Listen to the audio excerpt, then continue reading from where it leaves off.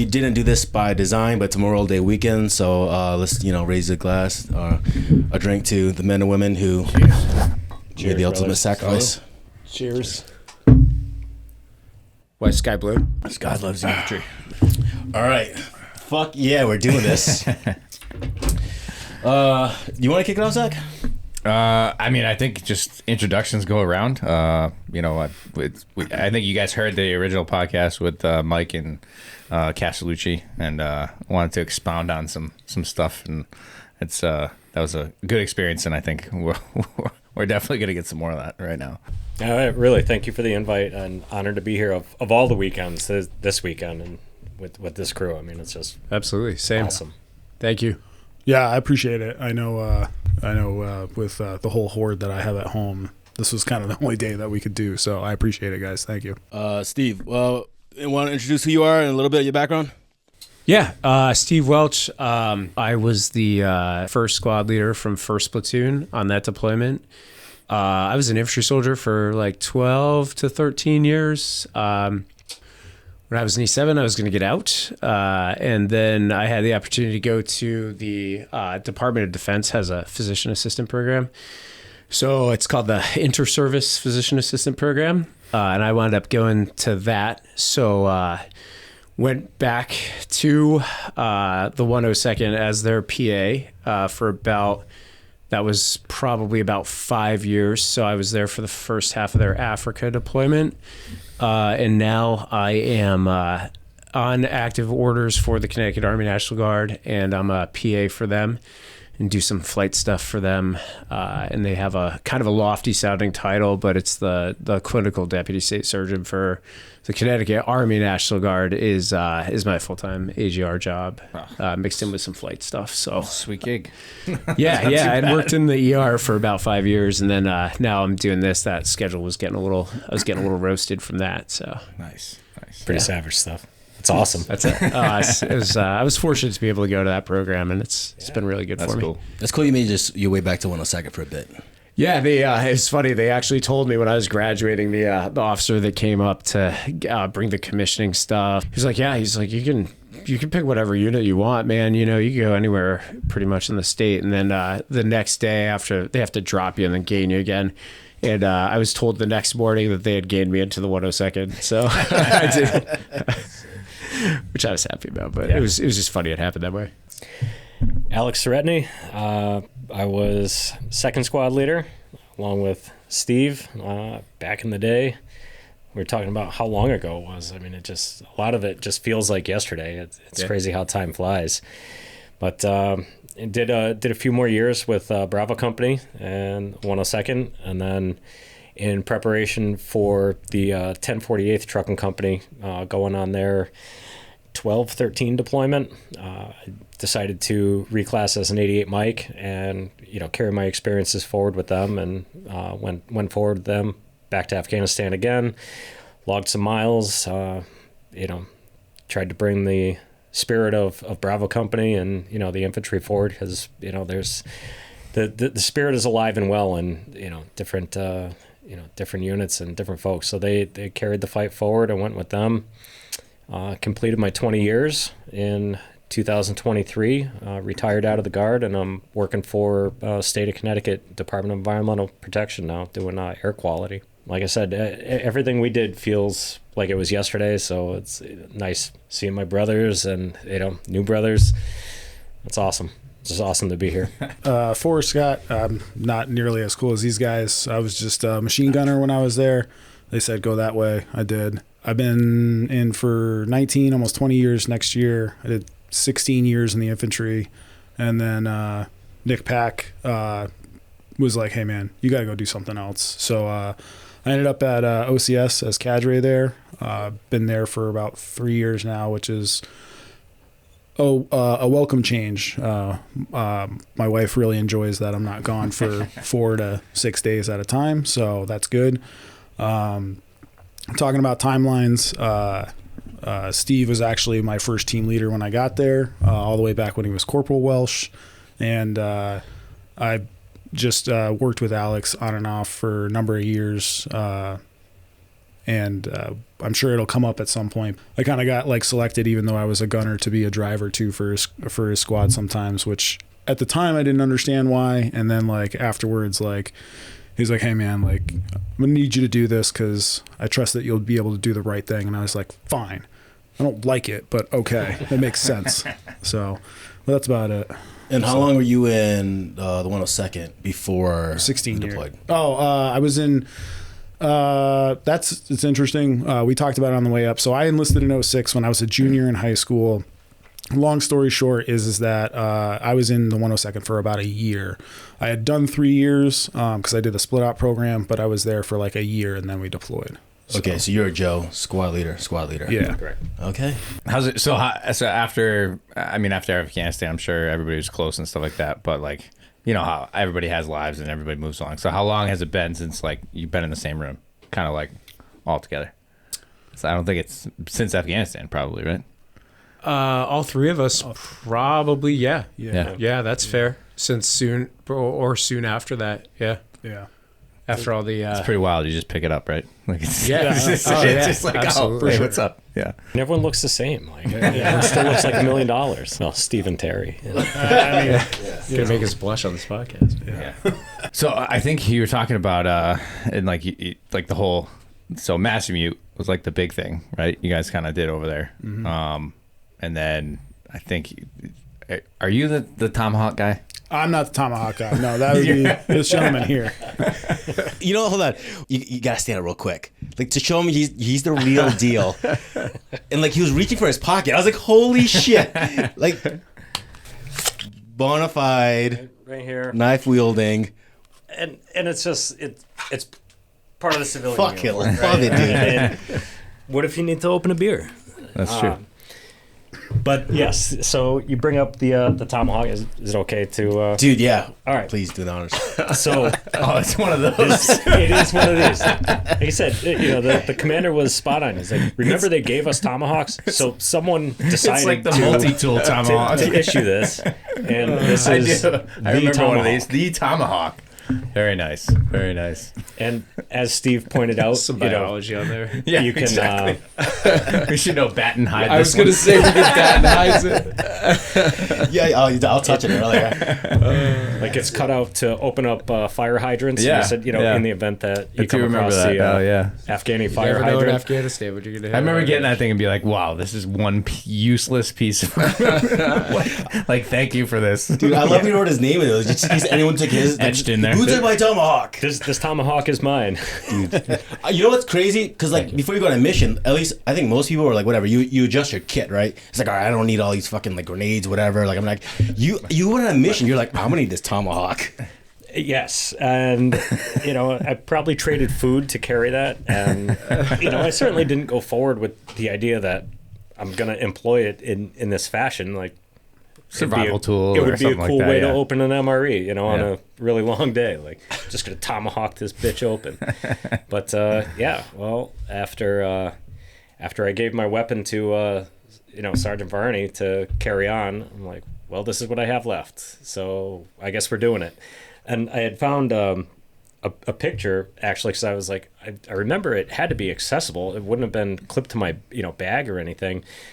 And I found a picture of it. I guess I had it mollied to my M9 holster. So I can't imagine how wide I was, getting on and off an aircraft. And I didn't carry it, everywhere every day. But, if there was a potential use for it, I suppose I carried it. And it is kind of one of your things, always having the tool to get the job done, right? It is. It is. So the other thing that was, stuck in my pistol holster besides the pistol was a 9-inch crescent wrench out of a Humvee toolkit, and I used to carry that thing everywhere, and like, well, if nothing else, it's a hammer.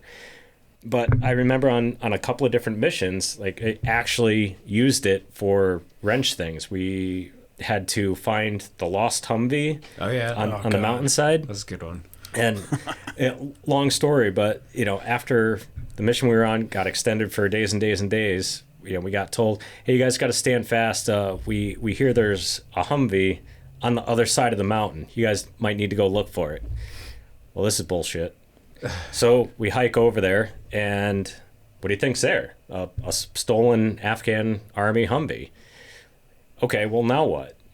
And I think they had, radio communications between battalion and the base was like, well, we don't know. Stand by. So we're standing by. We're like, well, we can't keep people on this, but we want to make sure it doesn't get driven away. So we actually got to go forward with, you remember Wontrop, EOD? I don't know. He was one of McMahon's guys, but we went forward. He swept the Humvee. All right, no booby traps, and we took some parts out of it so it couldn't be started up, and then came back to the base, where we were camping out for the night. And then the next day they're like, all right, we're gonna have some Afghan army guys with you drive it out of there. So bring them back, put the parts back in, and wish them well. Hope there's diesel in the tank. So that's what we did. So I got to carry my fire hydrant tomahawk and an adjustable wrench and actually use the stuff. So as it's next to you, right? So you got your tomahawk next to you on your 9mm holster. Yeah. You have the 9mm, but you still go for the tomahawk. Went for the tomahawk. You're like, I gotta do this. Yeah. It seemed more natural. But yeah, that was the choice. Yeah. In case this is someone's watching and they haven't watched the previous podcast, do you mind setting the stage before Masamute, what's going on, the intent, and then explain what happened, and then I'd love to get a play-by-play, what went through your mind and all that. If I could go first, because it is just real simple. I was the guy singing Star Wars Cantina, and that's my only contribution to this story right now. I remember sitting on the PZ, and Forrest Scott would not stop singing the Star Wars song. I'm at the Star Wars Canteen. I'm like, shut the fuck up, Forrest. Yeah. I drove Castellucci nuts. My bad.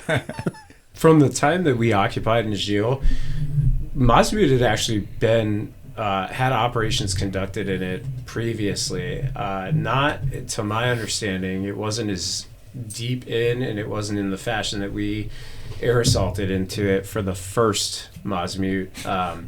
But they had over the course of previous deployments, they had, I don't want to say it incorrectly, but I think there was an ODA up there that had done some stuff, spoken with the people in there. And I know Civil Affairs had some information about that from people that had previously been in there. So from the time that we got to Najil, it was kind of on the list, right? And we got the vibe that it was going to be. There were a couple of different plans for it, which I remember one of the early plans where we were going to basically get all of our kit on, bring all the stuff that it would take to do a key leader engagement, right? But be prepared to essentially assault this thing. Yeah. And it was going to involve walking across this at least two really big spurs. And I can't remember, was it 14 or 12 or 14 clicks? This is when Colonel Castellucci would be really good. He'd know how long. But it was a long walk, and it was really not that feasible to do it in a timely manner and still be combat effective, right? So from the beginning, some of those plans were being developed, as I recall. And we had wound up doing, relatively speaking, local patrols plus base defense stuff. And then around the early spring, we started doing, not early spring. We had started to get involved. We had our sister platoon for air assault operations became the Buka platoon they were the DART team. They were the downed aircraft recovery team from the 101st. We wound up going on some air assault operations with them. What you were talking about before with the Humvee, I'm pretty sure that was Hendor after Hendor, right? Yeah. And then we had transitioned over there after we got done with Hendor to walk over with a 6-digit grid. And I believe it was during Ramadan, so the Afghans weren't eating or drinking, and they were falling out. It was one of the classic, hey, you guys are going to be there for 48 hours, right, to do this Hendor thing, and then it turns into whatever it was, 4 or 5 days, sling loading out this long time Afghan Humvee, just running out of water, just really not in a great situation. So we had done a couple of those air assault missions, and then I guess if you want to call it the culmination was kind of the first Masamute. We wound up going back after, and a couple more couple more air assault missions after that. I can't really remember, but I think they started to bring in 3rd platoon. You guys went. The 3rd platoon went on a few in there too, I recall. I think we did like a total of like 5, like collectively as a company, because I remember volunteering to go with 3rd because they were short guys, and it was like three air assault missions that we did, and then like 2. So it was around 5 or 6 because I remember volunteering for it because I was just young and dumb. I was like, I'll do that. That sounds awesome. So in Masamute, it was a relatively large village, and then there was another village that was actually essentially right next to it. There was Masamute Bala, which is what people call Masamute, and then there was a little one essentially right next to it, kind of going more towards the low ground, towards the MSR, which would have been, I'm going to call it the southeastern aspect, kind of like barrier, or like backstop, if you will. And from what our maneuver space was on, or the objective was on Masamute 1, and that was called Masamute Payin. So like if I had to like call it blocks, like in a city, like how many blocks would you walk through to get from start to finish of this village? Because I don't know how to describe, like, if going through a village where, for anyone who's not been there. Right. Yeah. Right. Well, so Masamute was, on the side of a mountain. So, if you're going to think about it in city blocks, I mean, think about something in, the hills of San Francisco. Because, there was nothing level. You're either going up or down, building to building. Basically, it was going down, and Masamute was built into, like Alex is saying, the side of a mountain, but it was also, the contour of it was spurs and draws. So there were some buildings or mud huts that were like multi-story built into the sides of these like draws. Yeah. It was pretty it was pretty dynamic terrain. So, I mean, a lot of Afghanistan is, the single floor mud huts, and I mean, maybe they got up on the roof to, put something up there or dry out some hay, but this one was different. I mean, this one was very 3-dimensional, and, I can't speak to, Iraq. I was never there, but having to, pay attention to, buildings that now are much higher, right. Little narrow, pathways and walkways, like it was that throughout the whole village. And I mean, that's, from where we got dumped off, up on top, there was, nothing but, probably like the, water wells and, some little stone structures, but like the village hadn't started for another couple hundred yards, but then, incorporated this entire hillside, going all the way down. Yeah. When they tell the story, go ahead. No. When they reference Masamute 1, right, it's essentially, we landed on the high ground, basically above the objective of Masamute Bala, right? Mm-hmm. So, which was, I'm going to call it like a 280 degree bowl, essentially, with high ground to the north, the west, and the east. And like as you went down to the south, it was open. And like over the high ground to the west, as we were oriented, over that was where like Masamute Bala really was, and then traveling down the south. Shit. So we were like,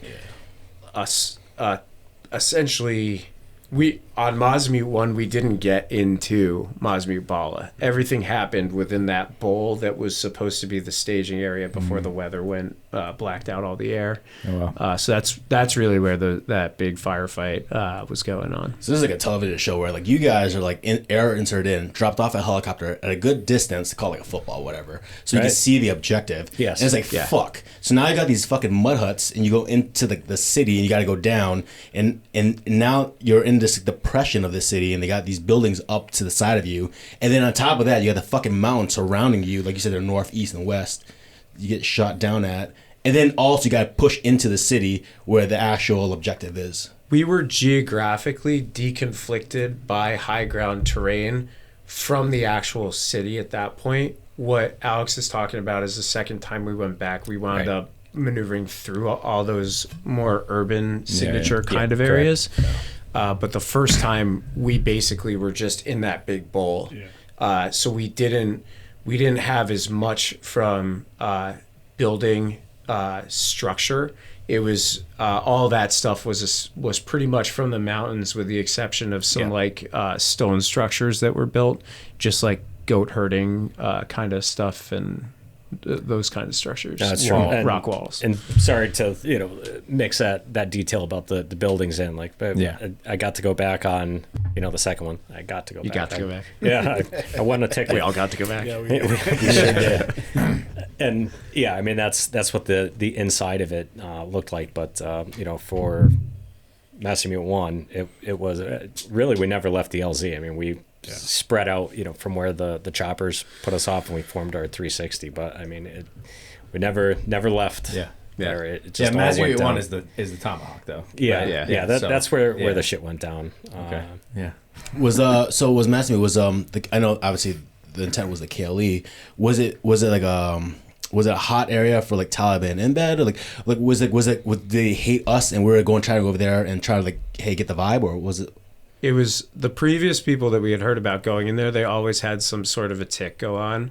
There hadn't been anybody in there, at least like Greenside guys that we had heard about, in a while. So they didn't really know what the vibe was. But when we went there, what they briefed was that it was an IED cell in there, and I thought it was funny at the time, and then it became less funny when we were actually on Masamute 1. But they said it was a long range RPG training camp, right? And I was like, well, nobody's doing CQB with an RPG, right? Like it's just like it's just like everyone, like these guys have RPGs like everybody else, right? And then when it started to pop off, I was like, I tend to say when you land a maybe they bunch of weren't helicopters bullshitting. in there, and then like they're like make their decision really fast. They're like, oh well, It all made sense. yeah. I'm like, maybe that intel wasn't so bad. Shit. So like when you guys after like the first mission there, and so you got a good sense of the area, and they battalion keeps saying you guys are going in. Were you guys like, fuck, we're gonna die? For the second one? Yeah, before you went in. Well, I think really even before the first one, because we this was a massive mission. I mean, it wasn't the sunniest companies feeling going in there the first time. No. Right. And I mean, we had been, preparing and planning, for this, and not just, Bravo, like all the other elements are, I think we had a mounted element down on the road. Security, cordons. So it was a massive operation, and we kept getting bumped because of the weather. I mean, we were living on the side of the LZ, just waiting for the green light to get picked up by the choppers, and for the guys to get loaded up in their trucks and go. And no one bumps it 4 days. So like we'll try again in 8 hours. So not long enough to get some sleep. Maybe get something to eat. Another 8 hours, 10 hours. Well, we'll try again tomorrow morning. And they just kept bumping us. And then finally they're like, well, there's a little break in the weather. I think we can do it. We're going. Yeah. Okay. Well, Everybody's that already little break in the fucking weather done. was a little break in the weather, enough to land that first chop. They had staged us out of Metterlom, so we were in like basically just chalked up in like peasy posture, waiting to go in there, and the weather was sketchy, and it was clear that the intent was to make this thing happen. And I can remember, there's like two eerie things that happened immediately before Masamute 1 to me. And I remember I remember one of our JTACs, we had Foley and Benjamin on that, right? Both of them were there, the two JTACs that we worked with, who were both outstanding. And I remember, I'm pretty sure it was Foley that told me when we were in that, you remember like those transient quarters? Yeah. And essentially we were like in chalk position right outside of it. It was like waiting for hours, right, with all your stuff on, to get the green light. And I remember we were inside at one point. They were like, it seemed like it was going to be a while so dudes could sleep or whatever. And Foley was like, hey man, he's like, you got like, this weather they're going to get a couple of touches and that's it. He asked me what chalk I was like, well, I'm on the first touch. He was like, they're going to get a few in and that's it. That was like straight from the JTAC. Nice. So then I go, the guy that talks to the birds, sweet. yeah, you're right. I'm like, well, this guy, he probably awesome. knows better than I do, right? Yeah. Accurate. Yeah, it's kind of his job. So part of his job. So then I'm like, all right, whatever. I go over to the latrine, right? And do you guys remember Captain Lester, the civil affairs? He was He's a civilian nurse, and we had this O3 that was at Najil quite a bit. He was at Najil as a civil affairs officer, and I went in like to take a piss in the latrine, and he's like right next to me, and he's like, hey, he's like, you know that they know you're going in there, right? I'm like, no. What? He's like, yeah. He's like, they already know. Somebody already told him. He's like, he just seemed like really concerned about it. I was like, why would you say that? I was like, man, I came into the latrine to like get a break. Gotta tell somebody. I was trying to chill out He here. wants to tell somebody, but he can't like tell anybody. And he was like, he just had this look on his face, like this like doom and gloom thing. And I'm thinking to myself, I'm like, dude, like we're not even there yet. This is really like, do you know something I really don't know? Is there something else you're not telling me? Well, But the funny like, part too, though, is like Captain Lester, like his personality you had to know too. Like he was very like just jovial, happy guy. Like he was always just like kind of bebopping around, and like he was a good dude too, because like he had a couple guys with him on the base too, and they got roped into garden or whatever, and he went in as O3 and like took their shift. He's like, you guys go chill or whatever. So for him to be like, hey man, just so you know, just I was so like, you know. it was like it's a one of good those point. weird like out of characters like oh god, It's nice knowing you. Yeah. Well, the hard thing about the intel ominous. was it's kind of like I don't know if you guys like if this analogy will work, but like with the stocks, it's like, oh no, like everything's crashing, everything's crashing. You say that long enough, eventually you'll be right. Yeah. And I just remember like some days it's like, oh, they've got 20 RPGs and suicide vests on kids, and I would walk out like, oh, I'm gonna fucking die tomorrow. That's why I was kind of curious where your mindset was at. And it's funny because the day that I got hit, we got intel. They're like, hey, break. Word is they're setting up an ambush, and it was just one of those things. Like, okay, cool, but like you hear that almost every other mission, right? Yeah. Until Well, you accept it. That's how you function, though. And that Like, was that's most how you days. function. Is you accept that, like you accept that you're like there's It's inherent true. danger It's true. But that's by why I was walking out curious. there. I was really curious to your mindset because, like, you have to be indifferent. But like some days it's just like, fuck, am I gonna die tomorrow? And I was wondering, like, if you guys were going to mass and you thinking we're gonna get fucked. It was not, when I heard about the weather, I was like, from the JTAC,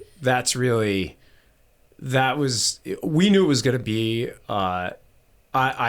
you all probably had the same feeling. Like and by that point in the deployment, like you had been in firefights, like you had done maneuver stuff, like you were pretty familiar with like how to, indirect fire assets, like for squad leaders. Like I think most of us were pretty comfortable with like polar mission from an OP or from like, from Najil if you're close enough, which typically we were, but you had a level of comfort with your being able to like objectively picture a battlefield and know how to employ the resources that were out there. And at that point pretty confident, right? You'd worked with your guys for a good amount of time and you'd been through stuff like that. So I remember feeling okay, knowing that it was going to be pretty serious, and just having seen the terrain and the amount of numbered buildings that were in the objective was the thing that really concerned me.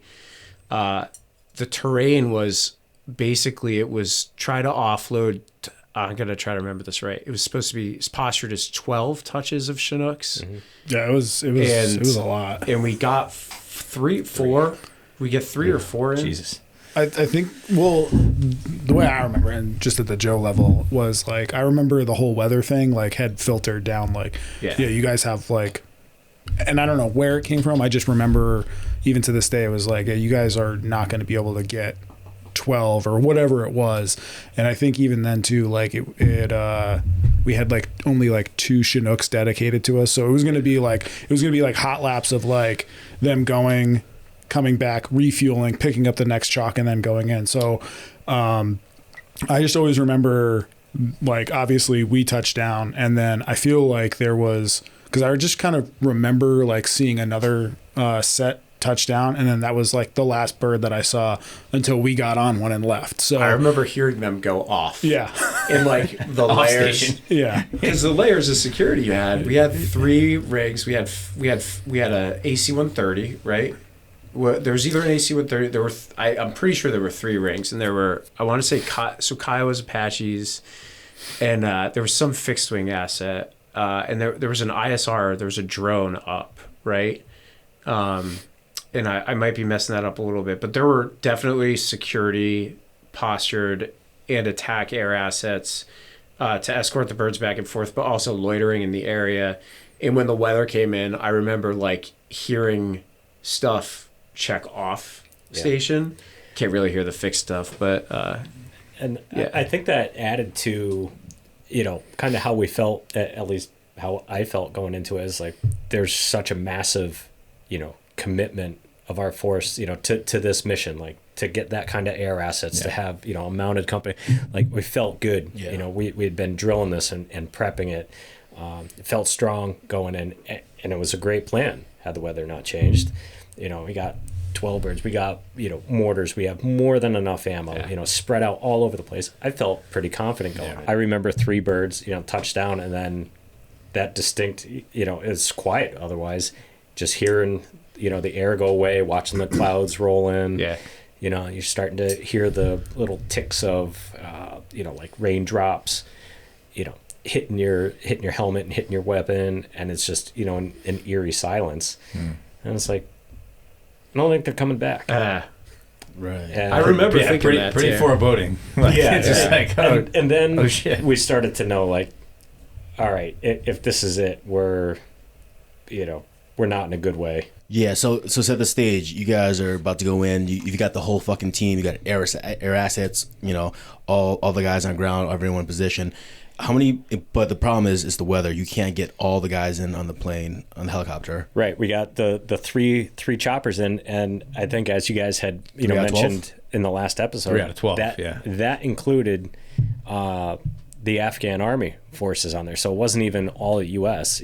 Because of their the face of the mission, tip of the spear. So they're along with us. Was that 27 packs on a 47? Yeah, I think once you put everyone's gear on, we were going in pretty heavy. You said you only got 3 to 4 helicopters in? Yeah. I think As I recall, it was choppers, 3. I think they said 4 on the previous show, but I remember, I had remembered 3. I remember 3, but call it 4 at most. But that's not even. No, I've heard 2 before, so I don't know. All U.S. Yeah. There was only either 3 or 1. 4. And we all got out. We all got out. It was like a clown car. They already said nothing ruins a good war story, like an eyewitness a couple times previously. But it's true. It's worth saying again. That is a good one. But yeah, hearing the aircraft take off and nothing and no one coming, it was like, all right, well. And that was, I think it was particularly because we essentially landed in a bowl, right? There's always more high ground in Afghanistan, right? So, but on that mission, it was like landing in that bowl. It wasn't on a ridge line, like lip down or anything. So it was the infill was vulnerable no matter what. And to get to your security positions, the idea was that you would have the attack assets available should they need to target something that's trying to maneuver on you during infill. And I remember like that air was a big part of the security plan from my perspective. So when it started to go away, I was like, this is we're in for something, Okay, so can we stick with Masamute 2, and you guys are both on the same chalk? Masamute 2? Yeah. For Masamute Let's finish 2, and get to the tomahawk, dude. Come on. Well, is that Masamute 2? That's 1. That's 1. So that was that's 1. Yeah. I'm sorry. Oh, yeah, it's because of the tomahawk. Yeah. Jeez, Jerry. Come on. Masamute 2 was like, the plan actually worked correctly, and like we effectively used air like prior and then landed, and like the weather cooperated. Like it was actually like pretty, I don't want to say well done, but it was like a lot more things went right, whereas like Masamute 1 was like, all right, well, we're here now. It was an impressive demonstration of. You got all your intel you needed the first time. So like everybody's like, oh, okay, good dry run, guys. Yeah. All right. We had eyes on. We're like, eyes on. We know good. what good recon. We definitely had less like, ammo thanks to our first. What's coming first, and also we saw the village. We didn't go in it, but we saw it. So I apologize. I was just trying to I was really trying to set the stage, get the story, and understand what you guys are thinking of during Masamute 1. Yeah. All right. So aircraft leaves, right, and we kind of know we're in it, and then I think last time you guys went over kind of how it started off slowly with the civilians coming up and pomegranates. Right. Yeah. The pomegranates and the goats and the detention, and then I'll throw it out there as kind of a starting point, like you know, that the rounds start flying, Yeah. right? And you know, we know aircraft's not coming back. You know, it's already precipitating like rain. We're starting to get, you know, snowflakes. Like it's bad. You know, now granted, we know how the weather loves the infantry, but you know, it kicks off and just, you know, really sets in, you know, the mood for rounds starting to fly. And Yeah. We infilled under cover or during a period of darkness, right? So my squad was just as I recall the I guess you would call it an ambush, really. Multi-directional, multiple points of origin. Started just as it was starting to get light out. And it was where we were on the western ridge, so kind of separating the landing zone from Masamute Bala was that western ridge. So we had basically set up security on that western ridge with my squad primarily. So we had, you know, obviously guys spread out, oriented towards, they talked a little bit about the, I don't know if it was a call to worship or prayer, but like that yelling. Yeah. And then what was a village that was dark, like you could see it, like lights were coming on and people were stirring, but that really was like that was like a very chilling thing that happened. You're like, well, yeah. They're definitely awake, right? They know where you're at. Yeah, Chinooks will do that, right? Yep. So we were in security there, and then once it became clear that there were like multiple points of origin and that there were enemy maneuvering on the battlefield, we were like, we got to occupy a more solid position up here so that this doesn't flow over the ridge. So from like my perspective, just to be quick about it, I took my squad and there was like things happen for a reason, I guess, but there was like this goat herd, like this pen with walls maybe like 2.5, 3 feet high or so. And it was like a perfect circle. It was big though. It was relatively big. So my squad occupied that position because we had pretty good visibility on it. It was tough because there was some concealment. There were some like scrub bushes and pretty steep drop off on over the military crest of the western ridgeline. So it was tough to visualize all that stuff, but you could still see if anybody was going to come over that ridge you had a pretty broad point of view. So I identified that as a place that we were gonna establish security and try to figure out what was going on, just in case we had the opportunity to maneuver. But at least we could hold that side of the perimeter. And where we were, I remember it being hail. I don't think they touched on it before, but one of the things that was most frustrating about that was there was a repeat error on the radio. So you couldn't use internal net to communicate almost at all. Like your comms are basically down because like if you've ever had a repeat error on the radio, you can like squelch in a little bit, but you can't effectively communicate anything. And you got to find the guy whose emitter has the problem, like turn it off, turn it on, try to figure out what the problem is. So that made it really difficult to try to coordinate with your other friendly elements and actually try to gain a picture of what was going on. It's essentially a hot mic. So that's what it kind of is. Yeah, pretty much. Effectively, it becomes that. Oh, that's not good. Yeah. So did you have your whole squad? Because you were with the first squad, right? Yeah, I had 7 total. They all landed. That's what I'm saying. Like, yeah. So yeah. Yep. So you landed. We had organic squad integrity, which was good. That's good. And then you were second squad. Correct. Right. Did you have everybody from you? I did. Yep. Okay. Yeah. So. And we were a little bit further up the hill.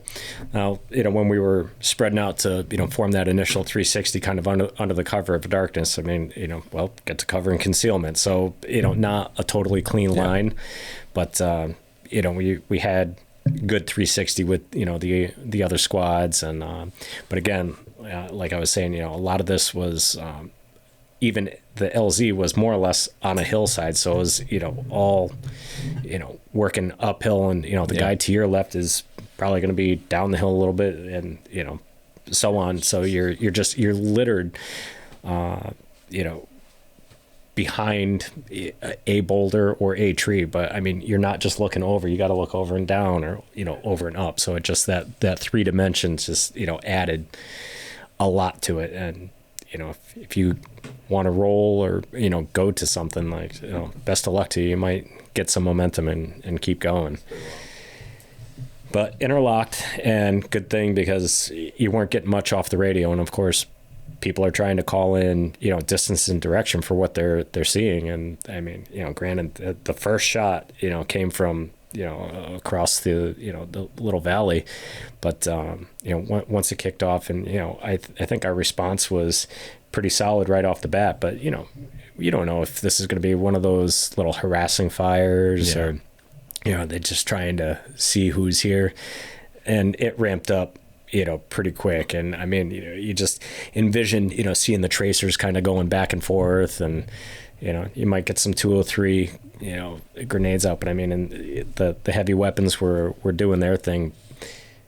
Steve, mentioned that there was, the hail and rain was starting to mount up. And I remember specifically, being near one of the 240s, and like enough hail, like gathering up on top of, the weapon, like getting in front of the sights, and starting to, have malfunctions, essentially, just because of, the weather interfering with it.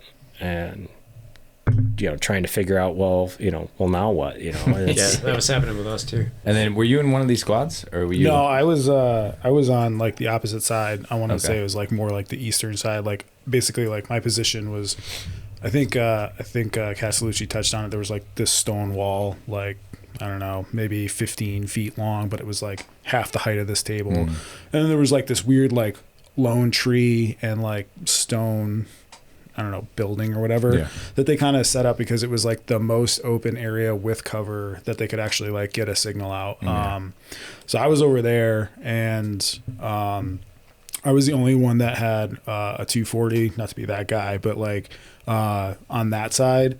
And I remember like the rain and the hail like starting, and like the RPGs that initiated on our side.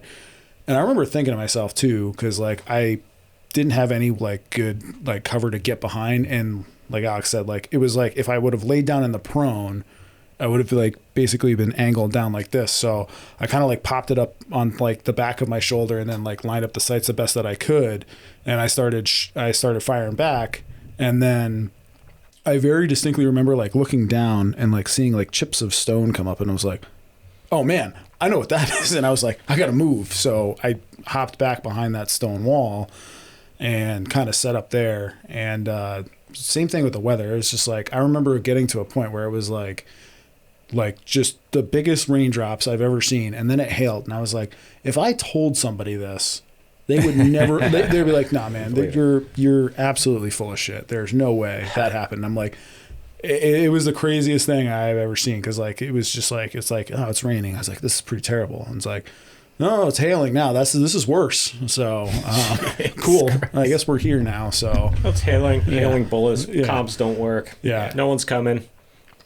All right. So here we are. Air's out. Yeah. Infill's done. And so for whatever reason, the AG that I was usually partnered with, they tasked him out to another squad. I think somebody was out on leave or whatever. So it was just me and this other E5 that kind of like IR guy that kind of got attached to us. And he had a radio. And he's firing as I'm like reloading. And then all of a sudden he stops firing. And I like look over and yell, I'm like, what's going on? He's like, I don't know, man. I don't know. And he like finally looks at the front, and like right where his magazine goes into the well, like there was a round stuck like right there. And so he's like, I'm out. Like I've got a picture of it. Yeah.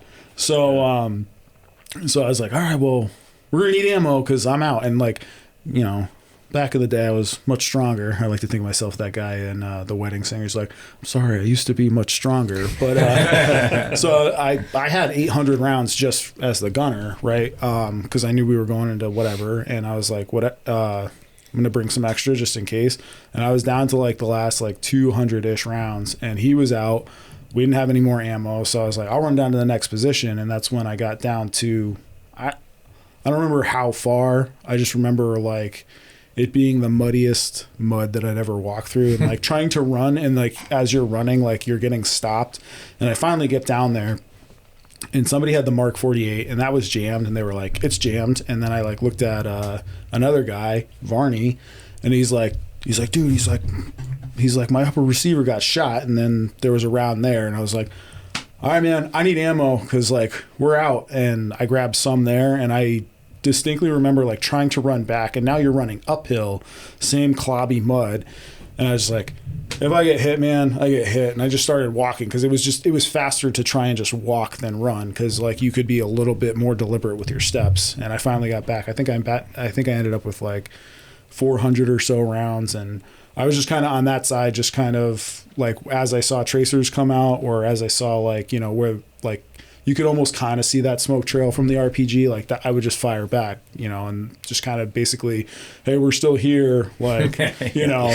It's the best you can do. And like I was on that side where Castellucci was running back and forth, so like that's kind of what I remember, was like just him going back and forth. I know he tells a much better story than I do, but that's just kind of what I remember.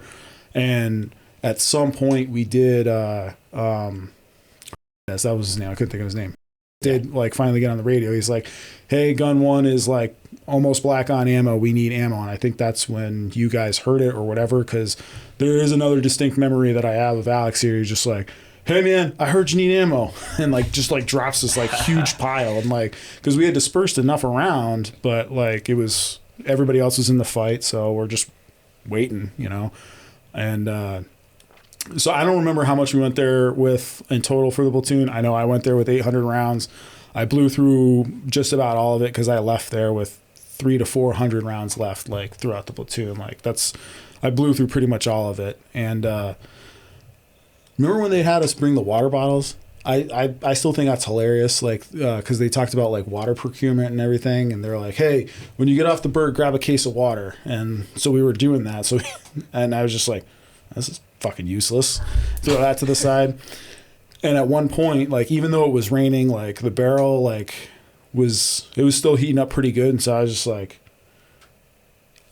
Hernandez, grab the spare barrel. I was like, dude, I fucked up. And I was like, and I don't want to throw him under the bus, but like I know somebody's gonna watch this and be like, well, why don't you just change the barrel? And this is where I like kind of just arrived. It was like, man, fuck it, it's not my equipment. I just started dumping water bottles down the thing just to cool it off. I was like, it worked in World War II. Fuck it. Yeah, right. I don't care. I saw this in a movie. Yeah, it works. So you're having like the first fucking CrossFit workouts of your life. You're just like, you're at the point where you're like, I don't care if I get shot. Like, it is what it is. At this point, at this point, just walk. It's faster. These guys had accurate fire. I mean, this was my first experience. You know, not the first firefight, but the first time that their rounds were accurate. And we talked about the rocks blowing up, in your face as you're behind a rock wall. It's like, all right, they actually know where we are. And then they know the area too, right, so they know like, it's hey, like you're shooting this we wall. just showed up backyard. at their house. So and you have to say, they knew to some extent we were coming. Maybe they didn't know when, what time, but they were ready. And I mean, with the terrain like that, you can only touch down in a certain area, so it's not like they have to worry about where are these guys going to be coming from. There's only a few places that make sense to drop a bird. So the cover and concealment that we are all very fortunate to have found, I mean, well, they obviously know where it is too, so it's I think fair to say that they knew exactly what distances they had to engage from, and their version of whatever a TRP would be. They had us all dialed in, and the fact that we have multiple weapons shot out of guys' hands. I was real close to Sergeant Varney when he caught that round.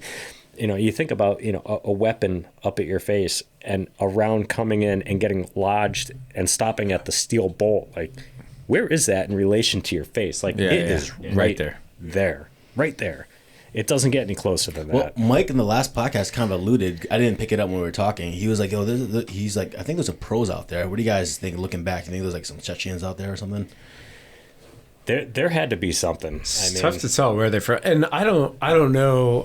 I have the distinct memory of seeing like a really big, slow-moving tracer. I think they had a 12.7 out there too, like a 50 cal equivalent, because one smashed into a rock right next to me. Just as we were like, okay, this thing is on. I got to start to consolidate my guys, and we got to figure out how to get them to a covered position in an advantageous position, like when we were when one of our guys had found that the goat herd circle before we wound up going up there. But I remember being on, I would have been the eastern facing side of this boulder and just seeing like it's not like sandstone, right? The thing, just like a chunk of this thing go like and a couple other like what I think were 7.62 rounds come in like super close to me, but the thing was like, you know, a couple feet away and just like ripped a chunk out of this like boulder that's been here since like the beginning of time, right? I'm like, oh my God. Yeah, I mean, that thing looks big. The rock walls, you know, we're behind are, you know, probably more shallow than, you know, right here. So, I mean, that's the only thing you've got. And of course, you know, while this is going on and, you know, we have 360 security, but we're, you know, being engaged primarily from one direction. Well, what do you think's happening on the other sides? You know, they're maneuvering up. They're building, right? Yeah, and that's exactly what started to go down. And you know, once we started grabbing ammo, you know, I gave, you know, Varney threw his weapon down. In fairness, I'd probably do the same thing if I had the weapon shot. That's you know, his. out of my. Jesus, That's the receiver. Still got the 7.62 in it. Yeah. So how would you guys describe it? Because we got a sense with you, because like you're mentally, you're literally at you're fighting for your life, but you're just so fucking spent. It's like fuck it, like, you know, like that's about the only way I can describe it. You're Someone gonna do a have to put this workout. picture up there. Like Definitely. you're gonna have to put it on the video. What was going through, what goes through your mind during like combat? Like you just saw the wall next to you get fucking blown up, and like that could have been your face. Yeah, shit. Yeah. That moment. Yeah, I thought about that. That moment right there. Yeah. Like, really kind of solidified. Yeah, right. You know, just like, how, oh, hey, there's a round how through much, through your receiver. you know, Cool. of the shit, you know, we were in. You know, it was. I mean, that tells you. I mean, we've all had the weapons up. I mean, just think about where that is in relationship to your face. When that happened, he threw his weapon down. And he's like, "I'm done." You know, it doesn't work. Yeah. I'm done. I was like, "What do you mean you're done? There is no done." Yeah. Take mine. You know, I gave him my mags. You know, gave him the grenades I had, because I had a 203. You know, mounted. Like, all right, well. I know I've got my 9mm. I didn't even think about the tomahawk, but you know, when I put my hand up, but, you know, I was around the same time that, you know, the call that, you know, ammo was getting short. We needed to, you know, redistribute, you know, ammo. So I'm like, all right, well, we got to keep the heavy guns going. So it's just everyone else is doing something. I just gave my weapon away. I'm going to run bullets. So grab some bullets, and Bittner was near me. You know, and he grabbed some rounds. So we start running again, like directional on the radio. We didn't know where people were, you know, spatially, but we knew, you know, look this way, look that way. We knew where our guys were. So we just started running. And like Forrest was saying, you know, every step you took, like there's rounds now, you know, cracking off, you know, near your feet. I think to myself, like, oh, this is Hollywood shit. Like, I couldn't make this up. The weather's terrible. Like, I'm running through the mental list as to how many things we're totally fucked on. Yeah. Like, now we're running out of ammo. And now if, you know, they don't get these rounds, you know, they're going to run it. And now that side's fucked. And now I'm going to be laying here, you know, with my bullet in my foot. Like, this just sucks. But you just, you know, keep going. And got them ammo, and it's like, well, you know, all right, now what? And you know, I think I heard, you know, Stevie on the radio, like, we got guys, you know, 5 meters out, and so now they've come up on, you know, onto our side, like they're right here, they're ready to, you know, play ball and, you know, face to face. I'm like, fuck, all right, let's go. So we, you know. Myself and Bittner, but you know, he's a, you know, force to be reckoned with. Just an angry scowl on his face, and in fairness, he was carrying a, you know, big old, you know, not the same tomahawk, but he had a big old knife on you know, his belt, and I'm sure, had given the opportunity, he would have employed it 100%. But, we start moving to where we hear, they're coming up to the line. And we get up there, and sure enough, like there's dudes like, well, we're on this side and they're right over there. So you could visually see them, like you could see their face. You could well enough you could like probably see it in your head right now. Yeah. Okay. Yeah, like we're behind this shitty little rock wall. They're behind a couple of big boulders. Like it's almost too close to even make sense. Like you shouldn't be that close. You shouldn't have gotten that close. Like this isn't supposed to be happening, right? You need to back up a few more feet so we can do this. Usually it's cross valleys. Right. Lots of standoff. And that's where the majority of the fire had been coming from, was hundreds of yards from across the valley. Meanwhile these guys are coming up the side, and now it's like, all right, hand grenades. And they got the grenade pouches right here, and it's there's nothing else. Are they what do they look? They look like older guys, younger guys? Like are they like? I hate to say the stereotypical photo of the terrorist type, but older guy, beard, Pumas on, rags, fucking, crappy old Russian gear, and Driving in a white Toyota Corolla. it's sagging springs and a cracked windshield. So they got some AKs, some fucking hand grenades, and they're coming at you. They're like, okay, they're working their way up, and I mean, they're not only working their way up, like they're here.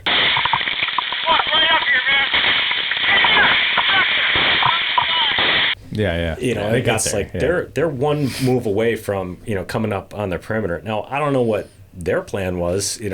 Had they gotten to the perimeter, because we had a pretty good handful of guys ballsy. There. But they're fighting their way uphill. And they've made it this far, so it's and you can't even focus on them because we're still getting hit from this side, still getting hit from that side. Wontrop, was there, our EOD guy, on the backside. He's like, they're coming up here. I'm like, oh, fuck me. And, and just start hollering, get ready for frags, get ready for frags.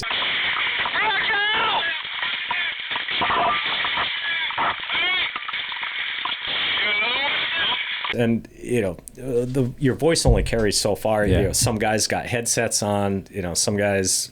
Most people can't hear by that point, really. Right. Oh, yeah. I mean, the guns have been rocking all morning.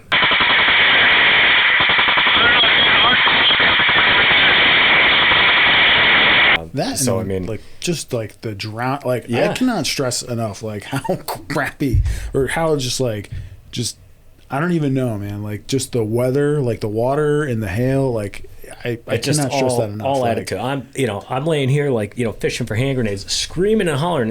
He's probably only an arm distance away. Trying to get him rounds. Who's on this side. So we start pulling out hand grenades, and we had electrical tape around the spoons, and we got gloves on now. Your hands are all fucked up.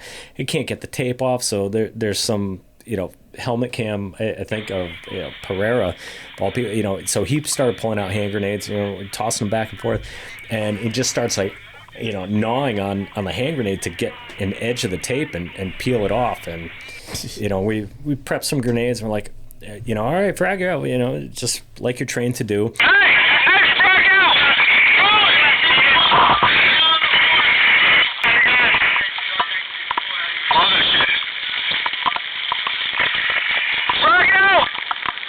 Toss them out, and it's like, all right, we got an opening.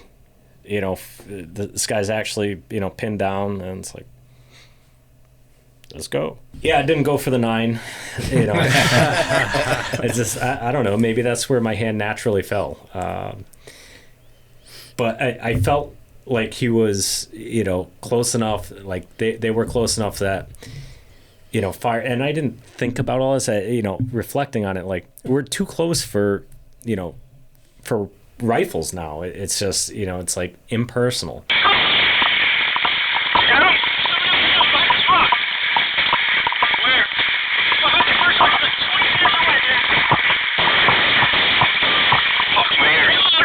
now you're right here. Like, you've gotten in my space, you're here with us. Like, I feel like you have invaded my space, and I'm feeling like just physically violent. Like, I need to let you know how I feel. And, I'd like to think that that's what I shared with them. Yeah, I think you communicated effectively. Yeah. And then Bittner let me know how he felt. And get the fuck back here. He enjoyed yelling at everyone. And, anytime I'd do something stupid, which seemed to be a lot, he would yell at me, get back here. But someone was looking out for me, because as soon as I got back there and he was continuing to yell at me, bullet came in, hit a rock, exploded, and he took, some shrapnel to the neck. Right. And, so he gets down quick and, does one of these. And holy shit, you all right? Get down. Where's your friend? You all right? Are you okay? I'm fine. Just got hit in the neck. It's like, takes his hand down, there's blood flowing, like, well, I got to patch you up. I don't have a weapon. I can't shoot, but I can wrap gauze around you. Mm-hmm. So started patching him up. And now, taking an angry old guy and make him even more angry. So, now that's always good. He's just like going nuts and trying to take control of, what's going on. We're no longer, taking contact from, immediately right in front of us. We can at least focus outward a little bit, which was cool. Yeah, hey, I think we killed him. Because his kiss is laying there. You alright? I'm half left. If I was alright, I'd walk in big circles. I love you.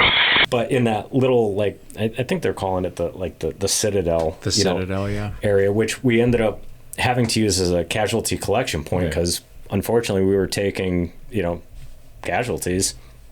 And it wasn't long after that Mercer takes a round, right to the head.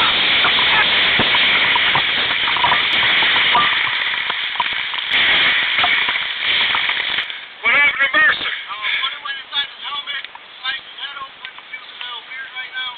And I don't know if you've seen the helmet. Yeah, I saw a photo of it. It's like almost directly to his forehead. Yeah, right around for real. there. Yeah. Absolutely. Again, where the helmet falls, on your head, especially after, dancing around and whatever, it's sinking down a little bit. That bullet came straight in to the helmet, and that Kevlar produced enough friction that when it pierced, it just rode the Kevlar right up and gave him a little haircut. Yeah. Enough to bleed, but damn, it's a hell of a thing. I saw Doc Jones when he visited me. He told me that from Mercer's mouth that he said it felt like an angry bee in his helmet. It was in and out. So let me ask you, just because I just want to understand your experiences and if there was any commonality, when shit's flying, when you're in a tense firefight, right? I just remember I would have such a big priority in my brain, whether I gotta get to this fucking position, all right, I gotta return fire. But at the same time, it's two warring thoughts in your mind. It's I'm gonna fucking die from this thing. And you're shut the fuck up. I gotta focus on this thing. So was the same with you? You were running, you're holy shit, there's Hollywood shit, and you're shut the fuck up, focus on this thing. Was that how was it for you? For me personally, I was very focused on whatever little subtask I was doing. So when I was carrying ammo, it was all right, I got as much as I can carry, and I got to get there. I wasn't paying attention to what else was going on. Mm-hmm. But then when the rocks are exploding at my feet, clearly very close to being taken out by the enemy, then that intrusive thought well, this is where it's gonna end, right now. And then the other side comes in but you got to deliver these rounds. Oh, you're completely honed in. Yeah. Okay. Yeah. It's oh shit. The rocks are they're gonna, but deliver the ammo, and then it's what's next. So I don't think I at that moment had full control over what was happening in its entirety. What was the commander looking at? What were the JTAC seeing? What was everyone else seeing right where they were? But I knew what I had to do in that moment, and whatever I had to do to try to get it done. So it was crazy. You're too focused and you're too worried about what you got to do to be scared. Yeah. What about you, Steve? I mean, Same. Yeah. I had to, 2 fire teams to think about how to best employ them, given whatever the weather and geographic constraints. And I remember being focused on whatever task I could influence to try to, I don't even know what you would call the size of the element that we had down there. They gave a number of people that were there total. We just didn't, being so under strength, I was like, okay, I've got my 2 maneuver elements under me, which are, I should mention too, Kevin Santolini was my Alpha team leader. Cars was my Bravo team leader. And then the soldiers in their teams were Bonifay, Palacios, Beth, and Barrett were a couple of other IRR soldiers that we had that were in our squad, and it really helped that I had 2 good team leaders. Although we effectively for the duration we wound up pretty much co-located together, but it was really helpful to have really solid team leaders that were responsive, intelligent, and creative, because I knew that they would help. That they were force multipliers for me, because if there was something that could be suggested to be done on the battlefield that would affect positive change for us, they were going to be there to hopefully make that happen for me, right? So, but I remember, like we're talking about, little things getting taken away, right? You're getting weapons malfunctions because of the hail.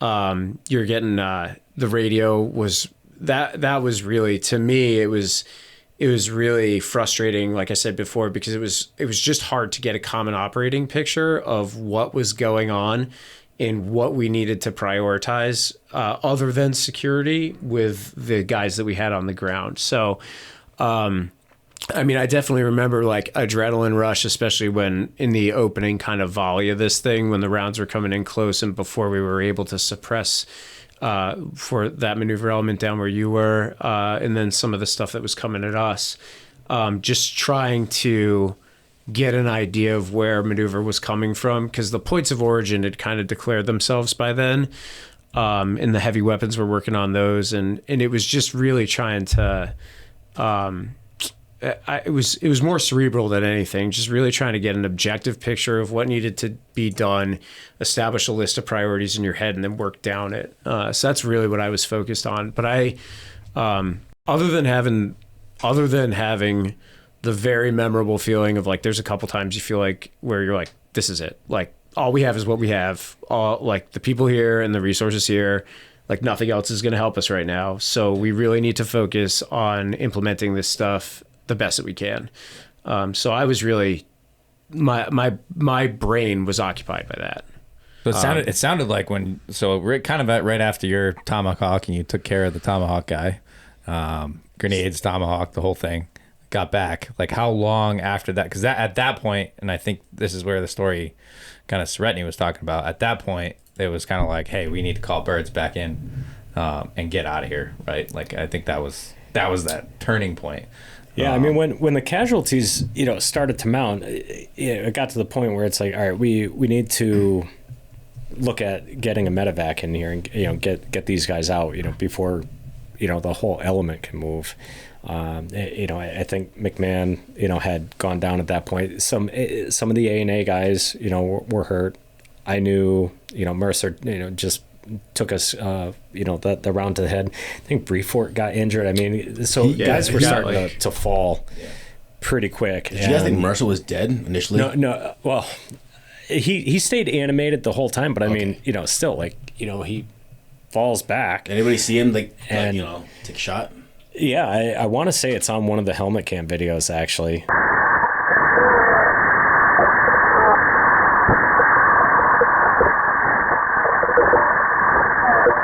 Now he's obviously not the center focus of attention, but as the helmet's turning, you see him fall back, and now knowing what you're looking for, you know what you're seeing on the camera.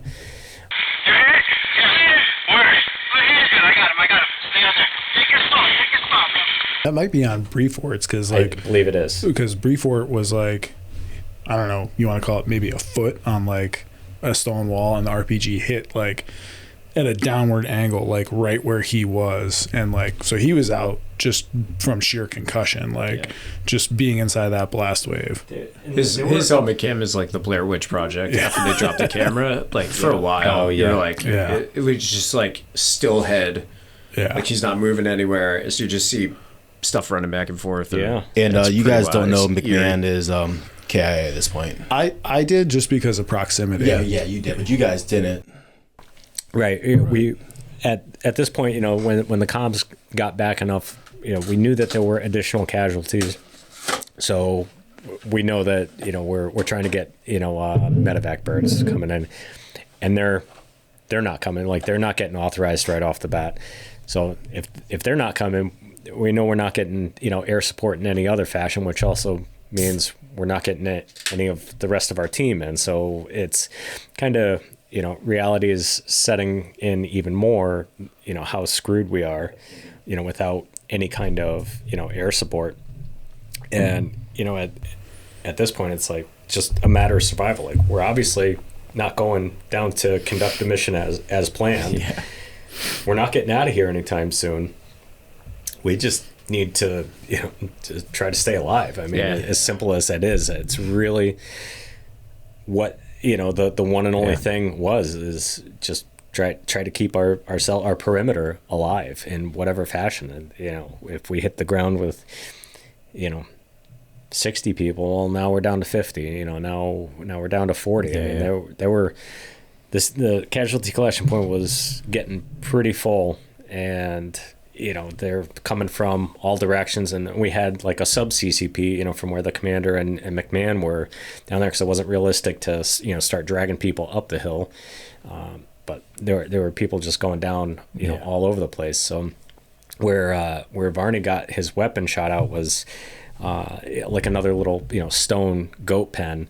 So when we finally got word that all right, we're going to be able to get one medevac bird, we got to move the casualties. So we started just grabbing dudes by the vest, and I remember pulling them out of the stone hut, and it's like, whatever you have for ammo, pull it out and throw it on the ground. So guys were cleaning their kit out as we were going out of the door, drag them down to that stone hut to await the bird. Bird touchdown, and now we got Castellucci's area bringing McMahon and a couple other folks over the bird, and kind of passed them off. I'm loading my guys on. There's only so many seats, and we had more people than there was space.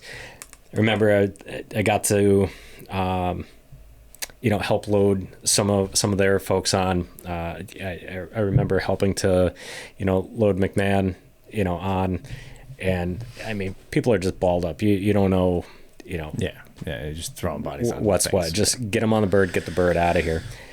And once they started to lift off, I envision again like a movie. Like there's arms hanging out of the door. It's not a secure flight, whatever. But these guys are getting out of here, and it's just dropping to the ground and like rolling away, because there's still rounds coming in. They did not land on a clear LZ. Like they were taking heat that whole time. And it was just back at it, like, all right, now what? We're still here. Yeah.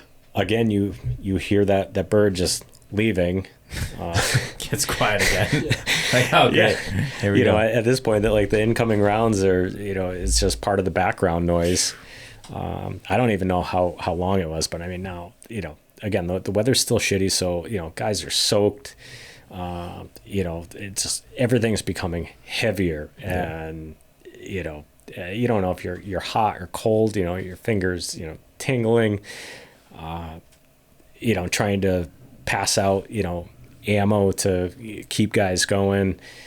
Assess what do I have left on me. At this point, I think I had a few rounds left in my 9mm, because at some point I started to employ it when I'd gone down to the the medevac chopper, and I think we started to make some breakthroughs with air coverage at that point, because the J-Tax started, getting that tax hat up, and the we alternate started tax hat. talking about, calling in for, for some heavy bombs on the hillside. And that was, to me, if there was a turning point, that was really the turning point. I know for sure it was when they did that, because again, just based off where I was, it just had an like front row seat, and again, it was like watching the movie because of like how close, and like watching this Apache just it light up an entire ridgeline. Like it was, I think I turned 21 going over there, so I'm like, this is the coolest thing I've ever seen. Like just hellfire missiles. Just You're wondering what an angel looks like. It's black and it's like, it shoots hellfire missiles. this is awesome. And then like that was probably the turning point or break that you guys got on that other side, where, or at least like for the medevac to come in too, because like they obviously weren't coming in without any sort of coverage, and that guy single-handedly, obviously, through the Apache, but like turned the tide for us, because he lit up that whole ridgeline, and it was, just the presence was enough to cause a break, so at least it gave you some breathing room, which was really obviously that was clutch, but that was the foothold that really at least got us to the point where we could, I don't want to say consolidate and reorganize, because we were already doing that, but at least, and it also, I remember distinctly when that thing came in, I was like, thank God we got this now. Like, it's, not to say you want to be confident in your ground maneuver skills, right? But especially when your resources are what they are, with like, way less than was planned for. And then, like Alex was saying, taking casualties, ammunition was a serious concern. Ammo conservation was a serious concern in my mind, because without knowing how long it's going to be until you reasonably have a chance at exfil or another maneuver plan, or a movement plan, we easily could have been there for another night. It was really unclear. So we tried to be very, very careful with like target identification and discrimination after that. I was really concerned about running out of rounds. But when that thing came in, I remember like actually standing up and cheering, like fuck yeah, man. Well, that's why I asked about like if you guys knew about Mercer or if you knew about McMahon, KIA, just because morale is a big thing. Obviously, you're gonna fight to your death, but like when you think like we're gonna die, like that really hits different. Like I think we've all been there at some point. Like so, it's kind. I was wondering like there's a point where you're like your morale just tanked. You're like, I'm gonna die. Like it is what it is. When for me, like being close to Mercer, when he took that round, knowing Brefort was down for the count, and I just patched up Bittner after getting hit in the neck. A little earlier, dealing with Varney's weapon got shot. Like it was pretty dismal. Every request that we could send out wasn't being met with anything. So it wasn't cool. It was like, yeah, this is it. This is where it's all going down. Did you guys think you were gonna die at any point? Like no shit. Like I think today is like my last day on Earth. I don't think I ever like thought I was like, this is gonna be the day, but I definitely was like, I accept it if it is, kind of a thing. Like it could be. Like I was never. Again, like I had the luxury of like I only had one job, and that was just to continue to engage or provide some sort of suppressing and obviously accurate fire. Like, so I never like, even like I said before, like I had hit that point where it was like, if I get shot at this point, it's whatever, because like I'm not going to sit here and like fight through this mud. But at the same time, you said it perfectly before, where it's like, but I can't get shot until I get the ammo there, because at least somebody else can man the gun. That's what it boiled down to. But I like I said, like it's more, if it happens, it happens. Like we'll go down kicking and screaming. We're here. Come on, we're here, and it's a war, and that's what happens in war. So I was just like, if it happens, it happens. But I was never like, yeah, man, you know what? This is it. Like, I can just give up. It was just like, I still have a job to do. And luckily, I just had the one job. I wasn't like, completely taxed mentally and then, physically like these guys, where I was just like accurate in, suppressing fire. That's what I have to worry about. And I just did what I could. So I think, if, at least for me, the feeling was like, we might not make it off of this hill. Now, what does that mean exactly? I don't know. I didn't define it at that moment, but I just knew I had to do this thing and then this thing after this. And like, it was just that task orientation. But collectively, like, you know, we are not getting air support. We are not getting evacuated. Like, yeah, you know, I don't know who the last man standing might be, but we're going to fight it out on this hilltop here. And then that's it. Yeah. So how long after the medevac came in did you guys realize you're getting pulled out? Like, I mean, I guess how long relatively, right? Yeah. So, I mean, my timeline on the whole I'm thing. sure is mine's terrible. zapped. It's probably 15 minutes, but it's like Yeah, I was it gonna feels say, like it's 2 hours or something like that. Yeah, you know? it was, you know, seconds, you know, felt like minutes, and, you know, I'm sure minutes felt like seconds at times. Once we got the, you know, air support that came in and, you know, kind of lit up across the way, it was, that really changed, you know, everyone's attitude. So now we got some guys out on a chopper. We got, you know, air starting to come in. And still at that time, like, they didn't say, hey, we're getting out of here. I mean, it could have been, we're dropping off the rest of your guys and you're still going to push forward. No one really knew, you know, at that point. I don't know if that call was, obviously it was made, but I don't know how it got communicated. I think Castellucci did talk about that briefly, and he's like, hey, what do we do here? Like, do we do this? Do we not do this? Like, he's like, we can't do this. Like, what are you talking about? True. I mean, had someone asked for, you know, a good old fashioned, you know, lace report, it would have been the worst report. Black. Yeah, real easy. Just black across the board. Yeah. Sorry.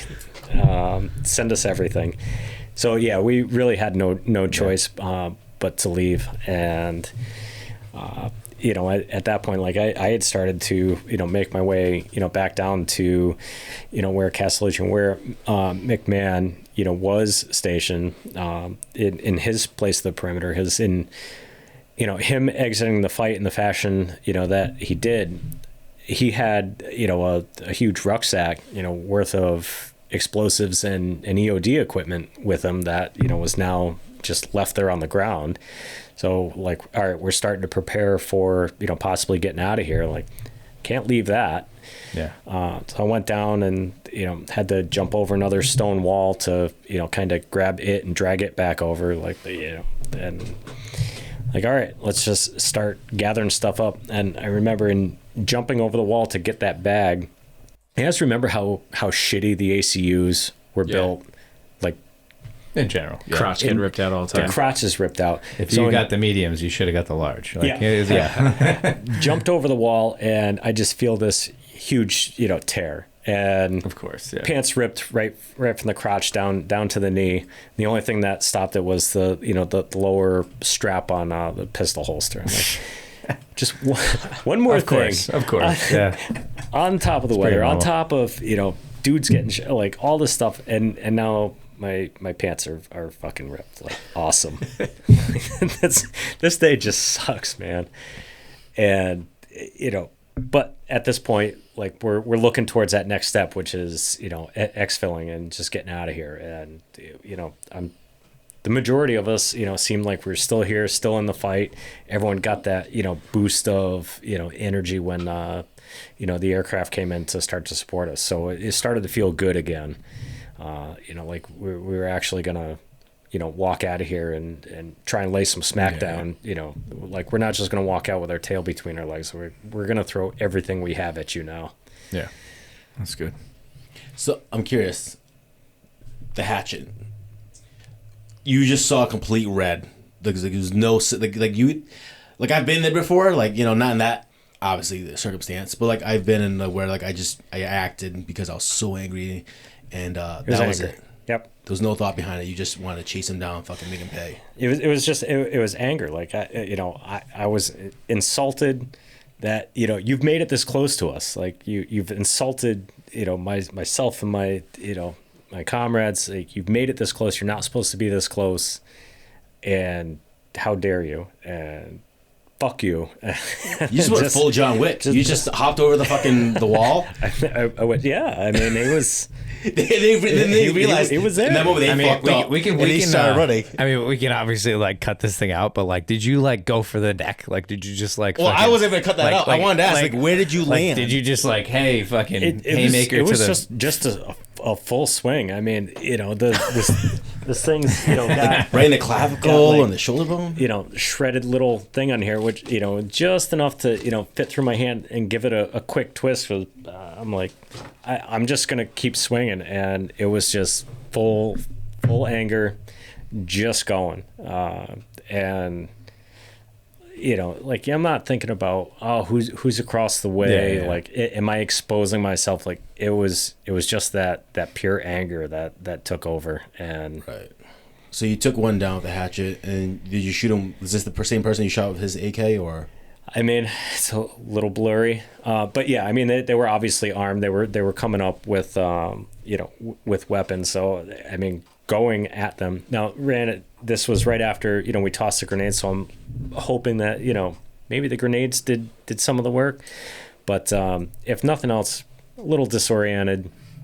And I'm guessing, probably didn't expect someone to, come running at them. Yeah, probably not. With a fire hydrant tool. Did you ever try to It's funny when they said hatchet, and I was like expecting a hatchet. I was like, no, this is a utility tool. I respect it. I respect the hatchet. Yeah. It's the full on. man. I think they call it a rescue tool. Yeah, it's not a hatchet. Fuck you, That's it's a not a hatchet. hatchet. It's Fuck not you. a hatchet. No, It makes it better that it's not a hatchet. Trust me. If in my heart, I'm sitting there with Mel Gibson's tomahawk, but no, it was the fire hydrant tool. Oh god! But everybody man, knows that though. Everybody knows that tool. Everybody do. got it, They- and then they threw it in the bottom of their bag. So Yep. this is fucking useless. But yeah, so many of them. apparently not useless. And on the next tour, they gave us them again, still in ACU, even though we were, in a new uniform pattern. Yeah. And everyone's like, I'm not carrying this. And I'm like, yeah, you guys might want to take that, with you, throw it in the truck or something. No, not totally. No, well, whatever. Yeah, how did it go Whatever. across after telling the 88 mics that you hey, this is a useful piece of equipment? Did that even come up or no? I was trying to, instill the usefulness of these things, without, so no shit, there I was. Yeah, that's pretty much what I was like. Yeah, they were Right. probably like, oh my god, But look at to, this guy. To hear, future, soldiers, and it just kind of discredit, certain things, or I'm not going to carry this, extra bottle of gun lube with me. Yeah, you might want to bring that. All right, granted, you can't carry everything. You can't, plan for every mission to go down Masamute, but man, you don't know what you're going to be left with, or what's going to be taken from you. I don't think very many people train to have their weapons shot out of their hands. Well, because then what? Yeah, exactly. It's like a seatbelt You got a cutter. 9 mm Whoever hatchet. carries that seatbelt cutter with them, Yeah. I got in a half rollover my first deployment, and I've carried that seatbelt Oh cutter yeah, ever since. I carried the seatbelt Yeah. cutter the whole time. Okay. Yeah, I was so scared. Fair enough. Yeah. The whole time. Yeah. But that's the only reason why. The guys that we I wouldn't ripped, have. so the guys that we ripped, they blew IED blew up, but it blew the what do you call it, the MRAP, it was the RG. It blew the RG from front to back. So the dude in the turret got flung out of the turret, but now he was strapped in, so he got all fucked up literally front to back. And so we come in, we're hearing the story, we're like, oh yeah, no. You're not getting a harness off him. Yeah, get out of that thing. Yeah. So did you finish the guy with the hatchet? It did its job. Yeah. I mean, that's what broke the interaction was Bittner yelling at me. Obviously he's down, but I mean, you're so full of rage, and just dispensing that rage upon these guys. And who knows, when it would have stopped, but Bittner was like, "Get the fuck back here," and he just his voice just managed to cut through him.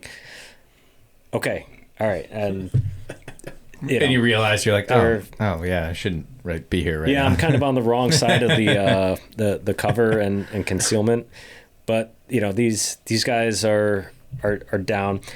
I don't know that I needed to take the guy's AK and shoot them. That makes sense. With Still it, involved. but- It's a constant tick. Yeah. Right. I mean, you were shooting at us with it. Shoot it, you know. I mean, my it's thing ammo, was, right? like, You needed the ammo. You needed gun. Yeah. I would think that maybe if the Tomahawk didn't do, you know, all of its work, like, you know, is this guy, you know, Hollywood plays, you know, through through your mind. It's like, is this guy just gonna like reach over and like squeeze one round off while he's laying there? And I totally get it, man. Yeah. yeah, it's all it takes, right? You have no idea. Like if I were laying there, like I'd try and squeeze off that one round, and so it made sense to take the weapon and, you know, engage them with it and then take the weapon away from them. So were you surprised after that incident? Were you surprised your response? Like, that was not calculated. That was straight up the John Wick switch flipped and you just fucking win, you know.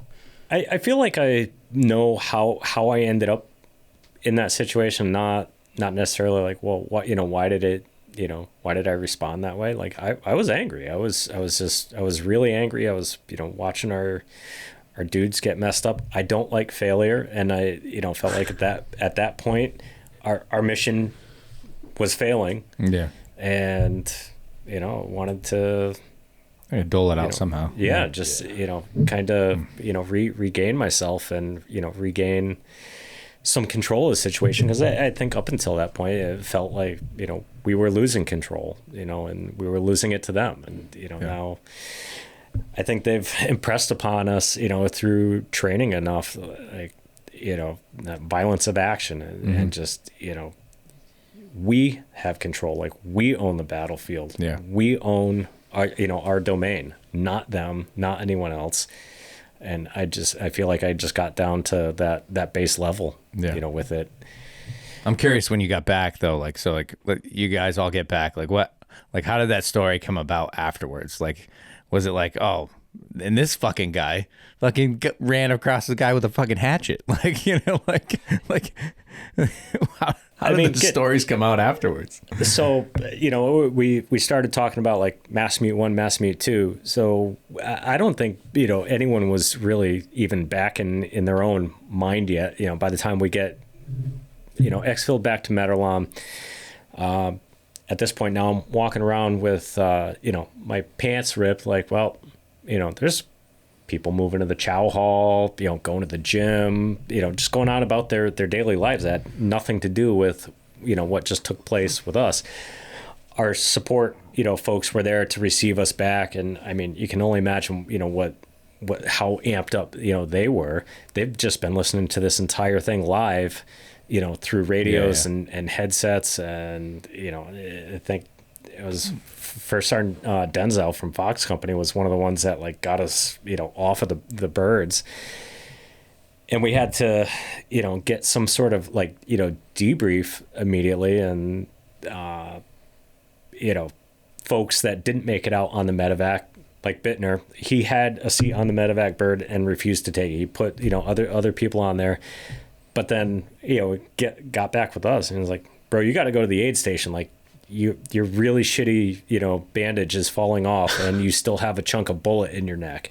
We should probably go get you checked out. So kind of, you know, guys went, you know, to, you know, where they needed to go in those moments.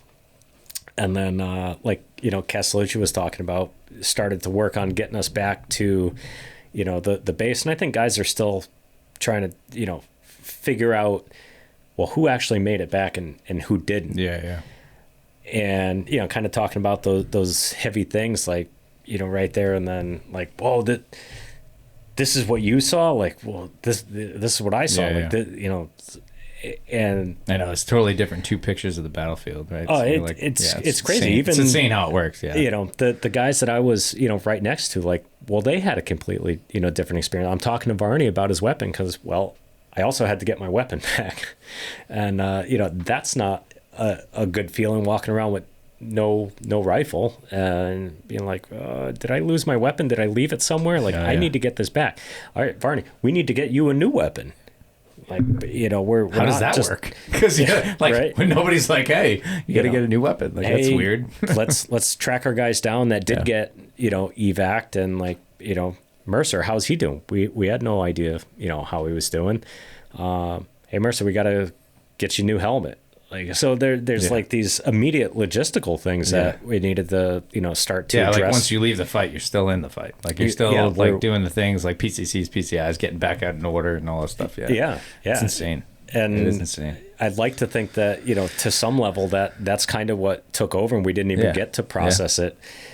And then, Castellucci did, an amazing job talking about, getting everyone back at, Najil, and then I think his word was repatriate. That's what he said. Yeah, I mean, hearing that, I was like, "Oh my God, he's absolutely right." Because he, called us all to, our crappy little chow hall at Najil, and I mean, a lot of us are still, ripped up. We, we don't have combat load, like we have nothing. Yeah. Our gear is still all tore up. We don't know what's what. We haven't checked in, with the other platoons yet. These guys, everyone wants to know what's going on. And, then it was mere hours, and they're like, so Masamute 2, talk about going back in. Like, this is what we're talking about right now? Yeah. The way it came across, though, like even when Cass was talking about, like you can see the trepidation like in him, right? Like, so he's like, to be, and I didn't serve on him, but I can only tell, right, just from his like presence, right? He's just like, he's thinking about the guys. Like he really like went through this whole process, and I was like, without a doubt, I was like, dude, like this guy, like even when he talked about the repatriation, right, to get you back home, right, to Najil, which is, it's home, but it's, shitty home or whatever, but it's home. But it was home. Yeah. It was home. Still home. Like to get you guys back into like, hey, we're doing this debrief. We're doing it now. Like that says a lot about a commanding officer. Like huge. It's huge. I mean, he hadn't rested, he just led, and got us through this, event. I have no idea, who he had to talk to, getting back to Metalam. I'm sure it wasn't fun or easy or trying to, tease things apart in his mind, like what went right, what went wrong, could I have done anything, the same things that we would all think, but I can only imagine, the sheer weight of what he had to tease apart. And then same thing, like the welfare of the guys, like, let's get them back, to their home. Like, let's get some food. What do we got to do for, the things, like you got to do all the things. And then, to have, get told immediately, like start gearing your guys up. You're going back. Not anyone's going back. Not someone's going back. You guys are going back. Yeah. How do you tell your guys What did he do? that? He said something about like, he volunteered or something like that. What does he say? I forgot what he did at the chow hall or whatever. He's like, I'm going back. Oh yeah. Who wants to come with me or something like that? Yeah. Like, Yeah. which is, it's almost like a movie. Like you're like, holy shit. It's absolute Hollywood stuff. Yeah. It is the craziest thing. And again, like, I don't want to be like the guy, but like, again, I think I can offer the unique perspective of like, you guys were in leadership, so you have all those things, but then like, like having known Mark Castellucci for as long as I have and where I was in the chain of command, like when that all happened, like I can remember getting back to Metalam and basically even it being like, all right, we're going to take a 15-minute smoke break and then start getting your stuff together. And like, you're Joe, so you're like, all right, these guys are doing it. Well, I got to do it too, right? So you start getting your stuff back together. And then I remember I never even thought about it until like he brought it up last episode with like the chow hall. But I actually like thinking about it now and drilling down on it. It's like I remember like going in there and just like this is bullshit. And then like him kind of being like, I'm going. Anybody else want to go? And like he like gave us the time or whatever, and I was like, well, if that dude's gonna go, like I'm not gonna not go. Like, so if nothing else, like I said, it's just it is interesting, like going down the layers. Like I said, I was just that young dude that was like, all right, man, like I'm in. Like if you guys are gonna lead it, like you tell me which way you want me to go, and I'll go. Yeah. So. I don't think he forced anyone into it. Like he got told, wild. We were asked to go back. He's gonna go. He has his, soldiers that he wants to go with him. But he wasn't. You guys are going. Pack your shit. get back. Yeah, not at all. Nope.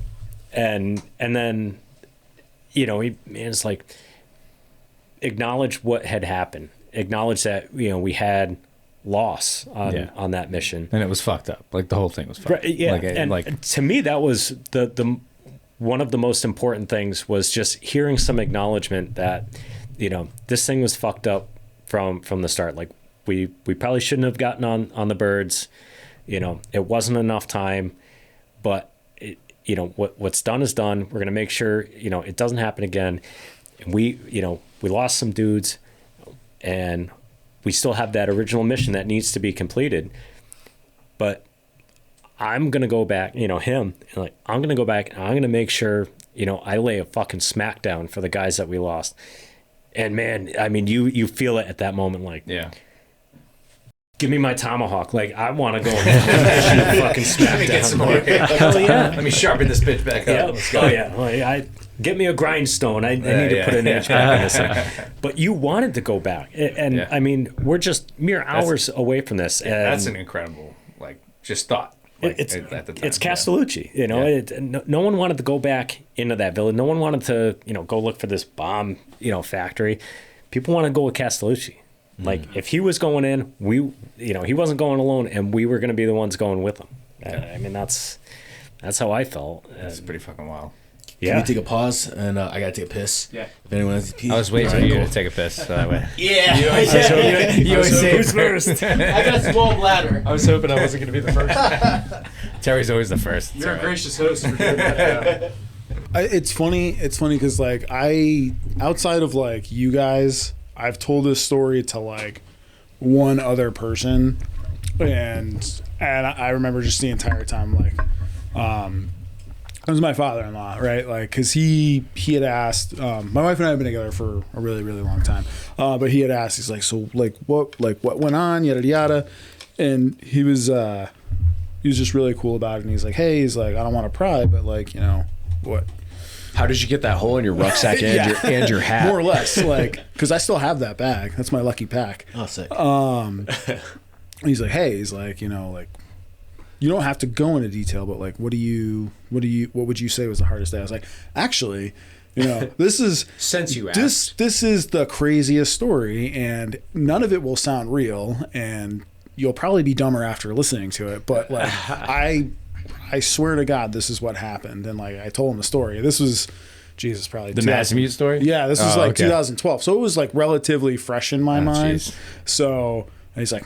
He's like, I appreciate you sharing, man. And he's really cool about it, but it's since then I've never talked about it at all other than this. And it is just, like I said, it's the craziest thing, because we all sit here and we're like, yeah, man, this actually happened. And I think Castellucci said it last time too. He's like, yeah, I'm trying to write Alex up for an award, and if I read you the narrative, it would sound like a straight up movie script. Dude, they didn't believe me at Walter Reed. I had a command sergeant major.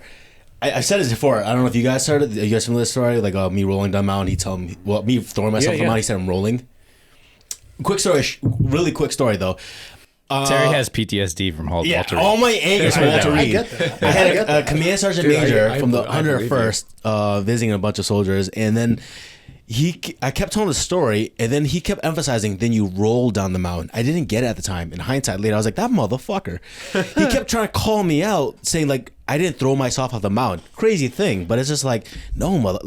Even he was just trying to call me out and saying, this didn't happen. In the hospital bed of Walter Reed. Jesus. Yeah, that's not the place to try to force words on you. Dude, that your whole Walter Reed. You need we need a whole separate thing. We need to get some doctors on here, some fucking people, and just be like, hey, what's the real deal with fucking Walter Reed? Because damn, man, you and fucking the dude, we had a jump in Puerto Rico, and this dude fucking landed, fucking broke his femur, and then he ended up Walter Reed, but he ended up there. It was just a training accident, but he ended up there, and he was there for fucking 8 months. Just doing formation, this, that. And it wasn't a combat thing. And I was just dude, what the fuck is going on down there. It's a bad roll of the dice. When you said you were doing like staff duty or something, I was like, yep, that sounds like the Army. fucking Yeah. army. Like, Sounds like hey, CQ duty. grab Yeah. your crutches. I know you have no legs, or like get in your wheelchair. You guys Get in your wheelchair. You got- gotta be at the staff duty desk. I did. I've done a couple like NCOESs and stuff like that down in Pennsylvania, and had a couple guys like that, Ranger School for the deployment patch, tab, and then this one dude I remember, like, obviously with that being said, like very, very smart. And then I like look and I was like, it's the only time I've ever seen like the mustard stain on the jump wings, and this dude happened to be in the surge. Or probably fucking this up, like, because I don't pay that much attention, but I was just like, that's interesting. Anyways, land the plane is this dude was like obviously former active duty, and he like pulled our class. He's like, how many of you guys are guard? Half of us raise their hand. How many of you guys are active? And the other half raise their hand. And he's like, how many of you active guys think that the guard's a bunch of bitches and like all this and that and whatever? And like most of them were like, yeah.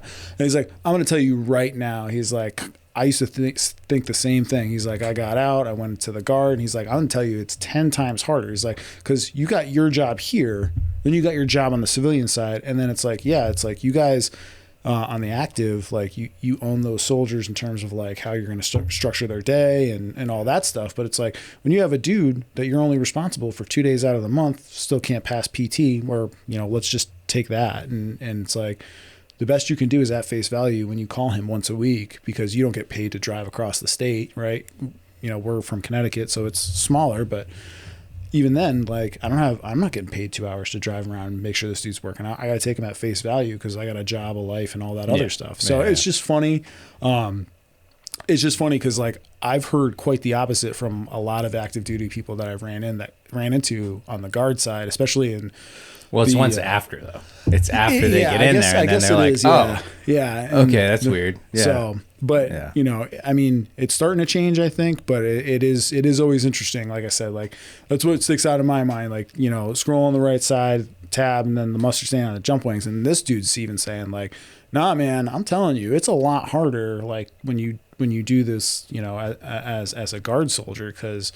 You got all the same timetables, all the same requirements, like, and I think most of regulation says like the guard is granted like a 6-month grace period, which really amounts to nothing. It's like, and then you're showing up Monday for work. Yeah. So like, you can drill all weekend, Yeah. and then like, get your dick kick in, and then Monday you got to go to work. Yeah. So, anyways, I find it interesting. I agree with you. There's trade-offs because I mean you're gonna get a stronger soldier when you're active duty, of course. You have all the time. Yeah. Well, that's part of the reason I went AGR too, because I was just like, I was trying to balance like a career, doing this thing, and like doing all this stuff. Like I was like, it just made more sense. Like it's just like, well, I put it all in one basket rather than having like multiple things where I'm trying to show up for work. I'm trying to do this, trying to have family, kids, and stuff like that. And then it's like, you know what? Just throw it all in one. Like, yes, does it suck at times? Sure. But like, what job doesn't suck? Sometimes. Sure. Well, the guard having, their folks with these outside jobs, professions, and whatnot. I don't know if you were still on base at the time when we started building the new like Super Bee hut up on the hill. Super Bee hut? I remember that. Bee hut. Did this have like I don't know, like a window or something? What's so special with this bee hut? Well, it was up on stilts. Yep. Again, built into a mountain. But Commander and First Sergeant had been leveraging to get more materials and get more living quarters for us on Najil. Long story short is we finally got the huge delivery of Class 4 construction material. And, the big discussion like, oh, well, we can't send you guys any, engineers, to build it. So it's like, we're just sending you a load of lumber. And, Castellucci and LeBeau were like, don't worry about engineers. Just send us the lumber. And Dan Pereira, Scott, like all the guys came together and just like blueprinted the Super Bee hut. and then we built it. We just like guys that weren't directly on mission, like we started building this huge ass structure. It was the biggest structure on post, And I mean, you're building it into a hillside, so it's like there's full stilts, there's concrete work. I think we redid the laundry building. Yep. Like all these things. We had the bulldozer going. We had to level the site, and we didn't get any support from any of the active duty, and they kept denying us the material because, well, we can't send you engineers that know how to do these things. And finally, I don't know how they got it, but we got the material and we built it, and it was this huge base expansion. And then at some point they like sent a reporter out to the base to like chronicle exactly what it is that we were doing. And the whole point of it was, hey, the National Guard like actually brings a whole bunch of these other skills to the fight. So here we are in Afghanistan, in the middle of this war, and guys are just taking their specialties and building their own because the parts dude's of the a base. freaking carpenter. Because the guy's a carpenter at home. He owns his own Guy's a carpentry framer, business. guy's this, that. And this guy does electrical and air conditioning at home. So we didn't need engineers. We did it ourselves. Yeah. And so all these things come together to create this potential superior living situation. Yeah. It was a a good article. It didn't knock the active duty, didn't knock anyone, but just pointed out these specialties that the folks in the Guard typically bring to the fight, and then share with the forces. So it's like we can all cash in on it. And it was to me, it was a great nod to what folks do on the civilian side, and then that interaction between, hey, you can be a professional soldier, when the time is needed, but you can still bring these other skills and still be a carpenter and still do all these things and bring it together, and it just creates a superior product. I think it was in Maine. The bus broke down. I think you fixed it, right? Yeah. Nice. Yeah. Thank you. Yeah.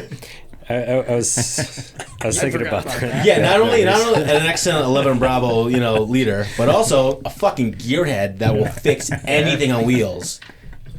Yeah. I was Beer bottles everywhere. I'm throwing beer bottles everywhere. Smash. But yeah, I was thinking about the Army's interactions with buses, and so, like our bus broke down, and it's like, oh, well, what are you gonna do? Call AAA for a bus? Like that's not really a thing. Well, now we're not gonna be able to go on. I'm like, well, just let me peek under under the hatch, see what's going on, and. Managed to. I don't think I did anything great. It was just it's kind of shake a wire or something. But the point is like not afraid to actually take a peek at it and get things going. And then I think we were at Atterbury, and like we needed a bus to go somewhere. The bus driver never showed up. It was first thing in the morning. We needed to be across post. And I always carried a safety pin in the back of my PC with some earplugs, and I was like, "Hey, you guys want to see how to start a bus with a safety pin?" You're amazing. What? It's like, yeah. So what you and we took the switch apart and jumped the 3 terminals and got it going. Like, well, now we have a running bus, and it was cold as fuck out. So I was like, well, we'll just turn the heat on and keep warm. Well, we're late to where we got to be, so why don't we just drive it? I have a CDL, I have a bus license. Like, let's just drive this bitch.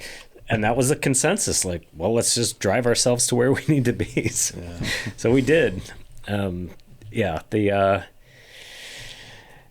guys aren't supposed to be taking government buses. Like, well, someone else was going to drive us, and we just had to get there. Improvise. Like, It's all good. I'm curious, Steve. What went through your mind to lead you to say, "Hey, let's do a Mad Minute"? Because I remembered what a Mad Minute is, because I completely forgot. It was like I said, we didn't know how long we were going to be this there. is like in Masamute. This is Right. Yeah, the first mass Well, meeting. and I asked that because like so the Mad Minute is like we're throwing all our shit to the enemy forces, but like you're gonna be like without ammo. Like what? Like paint me the picture. What's happening? What went through your mind? Yeah. Like, why were like this is like the moment we need to make this action happen? It was so like I said, ammo conservation was definitely a concern, right? But we had heard I want to say it was Kevin Santolini, my alpha team leader. He was like, "Hey, just move him down there," and I can hear him. And as soon as he said that, you could hear him talking, whoever the enemy was that was coming up there. So I was like, okay, they'd already been dealing with a situation down by where Alex was. So I was like, we just weren't in a position to allow that ridgeline to be vulnerable. So that was the only point that we could clearly identify that people were trying to maneuver up on us. And especially with the communication not working, it was clear by that point things were getting pretty real. And it was just the only real thing that I could think of, because it was like similar to like what Alex was describing. They're familiar with the terrain, and the concealment for them was so close to that western facing side of our covered position that for us to just wait, they would have been like right on top of us. So I was like, as long as we still have a little bit of standoff, like let's just light this thing up. So yeah, grenades. It was probably after that was the first time I ever thought to myself, you know what? It might be worth bringing a claymore on one of these things, because, had we been configured differently, but it's whatever. It was just a thought afterwards. But that was, I was just like, there's no way that we can jeopardize having security on this ridgeline. No, that makes sense. So this was just like happened, like perfect, fortunate happenstance. Because like I think Castellucci was talking about like they're about to be overrun. Yeah. So like you doing that mad minute, like was just not only like saving your lives, but also like helping out Castellucci in the moment. It was the primary concern. Yeah. Okay. That was the thought, not to sound like altruistic about it or whatever, but like being in a leadership position for me was always helpful, because you have less time to stay in your head, because you're trying to make sure other people, that you're maneuvering stuff, implementing your forces, your equipment the right way, your resources, your personnel and your equipment. So that really helped me to stay out of my head and try to figure out what to do given a clearly suboptimal situation. And that's all I could keep thinking was if these guys get over any point of this western ridgeline, that's the geographical barrier to the CP, that's, pretty close to game over at that point. So when Castellucci was saying he was being overrun, this is the same element. It's not a separate element then. It was probably coordinated with what he was talking about. Oh, okay, so it is. Okay, so like he was about to him and his guys were about to get overrun, and so like you guys doing that mad minute not only saved your lives but also Castellucci as well, like most likely. Saved his life sounds really. Yeah. But because then not only the maneuvering element on Castellucci, he did say it. He said that was the changing point in the entire thing. Yes, because then so let's say like if Castellucci has a separate maneuvering element on him, you guys, and then you guys got taken out, and there was another maneuvering element. Right. They would have been just fucked. They would have been done. Yeah. Okay, so that was it. Just worked out just that fine. Like, it was essentially would have been like squad attack coming at them with the maneuver element either coming from where Alex was or where we were. Right. So okay, guys. So I just want to know the understanding. It wasn't like you figured out like Castellucci and his guys, Scott, that needed this mad minute to like get some breathing room, like that. Like you guys, your backs against the wall. We're like, we need to fucking kill everybody. Yeah, we got to do the best that we can to kill everybody that's within our sector, within our Man, that's intense. Like you could hear them coming at you. We could hear them, yeah. Because I've never experienced that. Like every time we were in Afghanistan, it was always like across the valley. They shoot, we shoot, and shit like that. Sure. That's what a lot of it was. So different was just. Really that proximity. I mean, that's why you saw red. Yeah, that makes sense. That makes sense. You're too close. Too close. I mean, to know that, hey, we have a fixed amount of ammo, and we need to, be picking these targets, carefully. And the mad minute is, an ammo intensive, an expensive proposition. But I mean, what you stand to gain out of it. Yeah. Is at that moment when you can hear them talking. It's everything. You stand to gain everything and continue to exist. And they were just, like I said, they knew we showed up at their house. They were just slowly choking us, smaller and smaller, and trying to break our perimeter, and they were close. Do you think you have in general, I guess as a soldier, right? You have respect for the people that were attacking, right? Like, is it like a humble thing, right? It's like, all right, in an odd way. Yeah, I mean, still the enemy, but you find what you need to find to make sure that we are victorious and survive. But the guys that I interacted with the Tomahawk, like, it's just a few of them versus all of us. We are the U.S. We came here on birds. Like, they're going from boulder to boulder, shitty equipment, wearing sandals. What did they look like? Well, they were wearing sandals. It's raining and sleeting on them too, and they're fighting uphill. Like, still doing the thing. You got some balls on you, man. Maybe they're on drugs as well. That helps. Whether they're ready to that meet poppy their maker, stuff in there. A little bit of meth helps, right? Little drugs here and there, whatever. But I mean, they had to have their motivations and the ability to fight that fight right to the end, and that's why I guess I felt like I'm not going to give anything less than everything. Yeah, it's pretty wild. It's pretty wild. I think war fighters in general, like, you kind of get to a same aspect. Yeah. Even Respect. Respect, whatever. Because, dude, if I can imagine being the Taliban trying to come against the U.S., seeing all you guys and your fucking kit and your fucking air assets and fucking machine guns, and now it's like, got this fucking moment where it's like you guys got fucked because of the weather. It's an old school E7. And I remember this to this day. And he would say, like, anytime there's like an admin thing that like we had to accomplish, like, he's like, there's obviously there's tons of shit that like the U.S. Army has that just like bogs us down. And he goes, that's why the people with sandals are winning the war. He's like, because we're too busy doing our fucking DTS. Dude, I remember we're in a firefight and we're sitting there and I'm in an Overwatch position. You just see the motherfuckers in a blue jingle truck and they're all wearing black with fucking AKs just driving into the town, and the entire town fucking empties.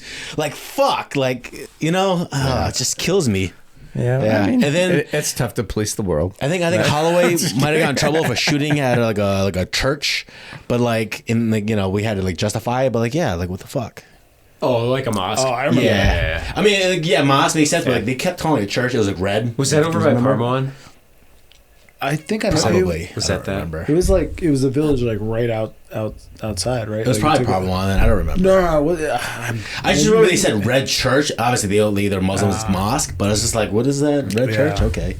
Dude, I remember like it really touched me when I got to meet Colin Powell. And he it was no act. It was no bullshit. It was literally like he was going from room to room. I remember it happened so quickly. At Walter Reed, right? At Walter Reed, because they were like, you guys need a shower and shave. Luckily, I'm Asian. I don't fucking grow hair. Like, whatever, fucking, like, I'm good to go. and so like he's going from room to room, and like it was really quick. I could hear it because like the full bird of the hospital was like making sure everyone's on the P's and Q's. He comes to my room and then like he asks me like what my opinions were of the ROEs, and I was like, oh fuck, I don't know who this guy is, but I'm like, he didn't give you a softball there, man. Well, I also didn't know who Colin Powell was either. I didn't give a fuck, but I just didn't know, and so like I gave it to him straight. I'm like, sir, like I think I understand the position of ROEs, but it's bullshit. Like guys like me are out there and we're gonna die for like fighting for the integrity that we're at a war. It's like they're not playing by the rules. You want us to play by the rules, but like guys like me are gonna die because you guys are making it hard for us to do our jobs. I don't remember exactly what I said, but I really didn't hold back. And he stood there for like 5 minutes just staring out my window, hands behind his back, and then he just like took it all in, didn't say shit to me. I was just like, do I say anything? That's fucking wild. His aide's in the corner of the room just like staring at us, and I'm just like Like I just didn't know. Like I just was waiting for him to say some shit. He stood there for like 5 minutes, not saying anything. He turned around, did like a fucking like 180. He walked toward me. His 80 handed me a coin. He shook my hand. He gave me a coin. He just walked out. I was like, holy shit. That's wild, man. Yeah, That's but actually... I really appreciate that he took the time to hear it from the horse's mouth, because I'm doing all these things that's like was told to me, like, hey, show, shout, shove, like the jingle truck. We could have fucking lit those guys in the truck, but we didn't. So like, and this is everything I said to him. I just laid it on him, and yeah, he just listened to it. He was very stoic about it, and I really appreciate him asking that question. That's a wild experience. We need man. guys like Colin Powell back. Yeah. It's a hell of a question. Yeah, that's something. I mean, This is 2010 too. He just flat asked me. He goes, "What are your opinions of the ROEs?" I was like, "Fuck, okay, let's go." Well, after, so like, you're full blown, like you're like, hey, America, we're the fucking best ever, right? And then like, and that didn't stop until like when we pulled out of Afghanistan, and I'm sure everybody has that fucking same opinion. That's when I was like, what the fuck is going on? What the goddamn, because everybody's been to Bagram. Everybody knows what Bagram is. Like a lot of people have been to Kaya. Like I did like my last 2 months we did in Kabul, and like we rolled around Kaya. Like it's not defendable. Like it's just not like, and like, so why do you pull back from Bagram and go to Kaya? Like that was my biggest thing. I'm like, the one travesty that happened with Afghanistan was like leaving. Like you have this base essentially in the middle of nowhere that's fully defended, and you can't leave out of there. Like, what is wrong with you people? Like, I was just like, what is going on? What is going on? And that was a hard one for me anyway. Like being at Bagram and just seeing it. Yeah, I think I'm okay with it. Just do it right way. Like, I see the way do it the right way. That was fucked up. Like, Yeah, no, it's like, fucked up. all right, yeah, we're gonna let him on the thing and up. have him fly away with like people jumping on the fucking planes and shit. That's that was like, all fucked up. Holy shit! Like, losing people on the way out. Like, you could have just been at Bagram and done that whole thing for. You could have waited. Like, you could have done it for 3 months. Like, I don't know. That's one of my fucking pet peeves about Afghanistan. Leaving there anyway. We can still make that podcast if you want. What? Leaving there? How you feel about it? Oh man, I fucking hate that He's shit. fucking worked up. But on that note, though, on the feelings of and all that, how you guys dealing with Afghanistan? Like, when you look back on it, like thoughts, feelings, or I know it's a really open-ended question, but everybody's looking at you. Everybody's like, what's the PA's opinion? Go ahead, sir. It's probably a good time to say that I'm here representing myself and not the Connecticut Army National Guard or my training as a healthcare provider. What do we think about Afghanistan as a whole? I consider, I came from a military family. We're all old enough to remember 9/11. We're all kind of in that. Well, we all are in that post 9/11.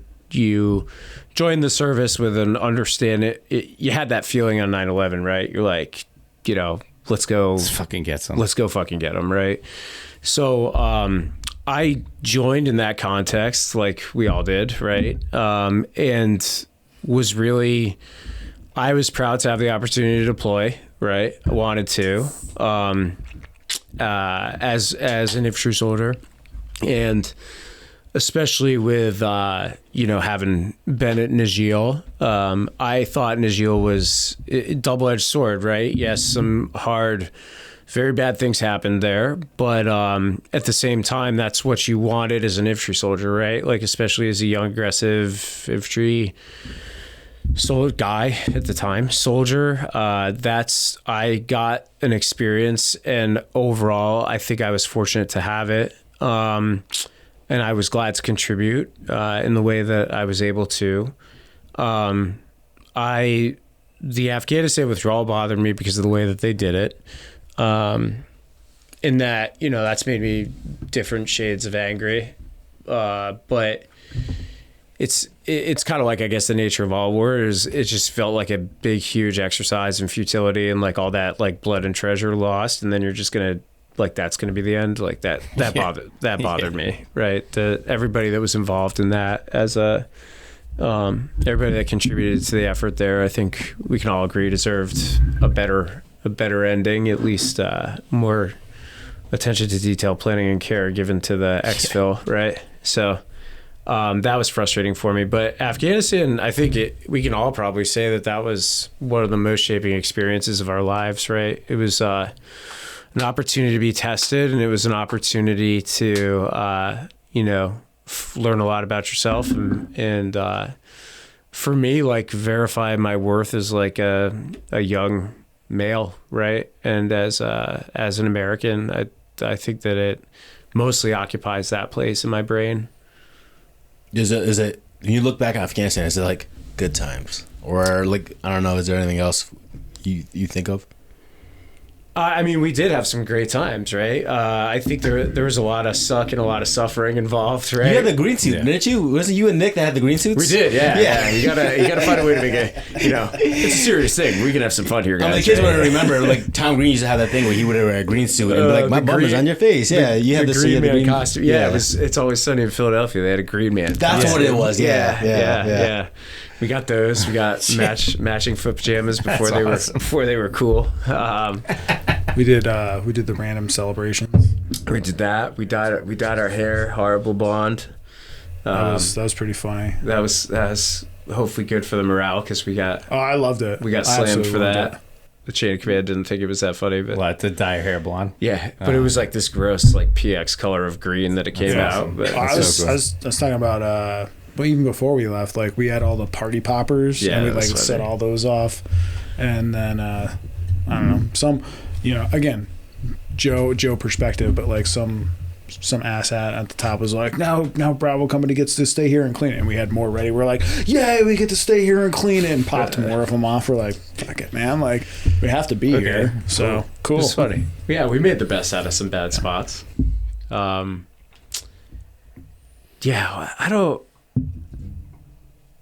I remember it sucking a lot. I do remember that. I couldn't do that nowadays. Like what we went through, I couldn't. I can see how you would say that. I remember distinctly leaving Afghanistan and being like, thank God, because I was so sick of being responsible for people. Like, I know that we're all like grown ass people, but like I literally felt, even though I was just like a squad leader then, but like when they talk about like burden of like command or like leadership position, I just remember like, thank God I don't have to worry about these dudes. Like, or at least I thought I didn't have to worry about them, right? Not to be too grim, I thought like, Yeah, until you get back. And then it was before people had all these stories of like, oh, coming home's harder. You're like, oh, no, it seems pretty great right now. But it always seems great. Yeah, for a couple weeks it's awesome.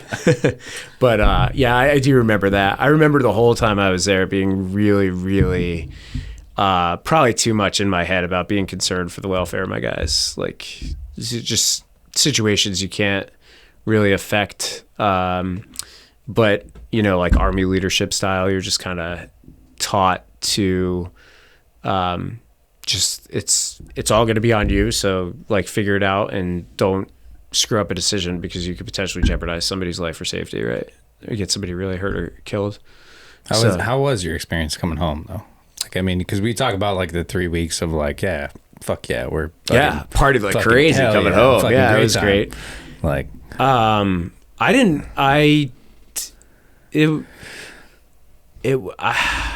like in the short term, it was fine. I was really lucky though. I had a really supportive family. My dad's retired from the military and had deployed to Afghanistan. Actually, he overlapped my first deployment. I saw him for the first time in like almost 10 months.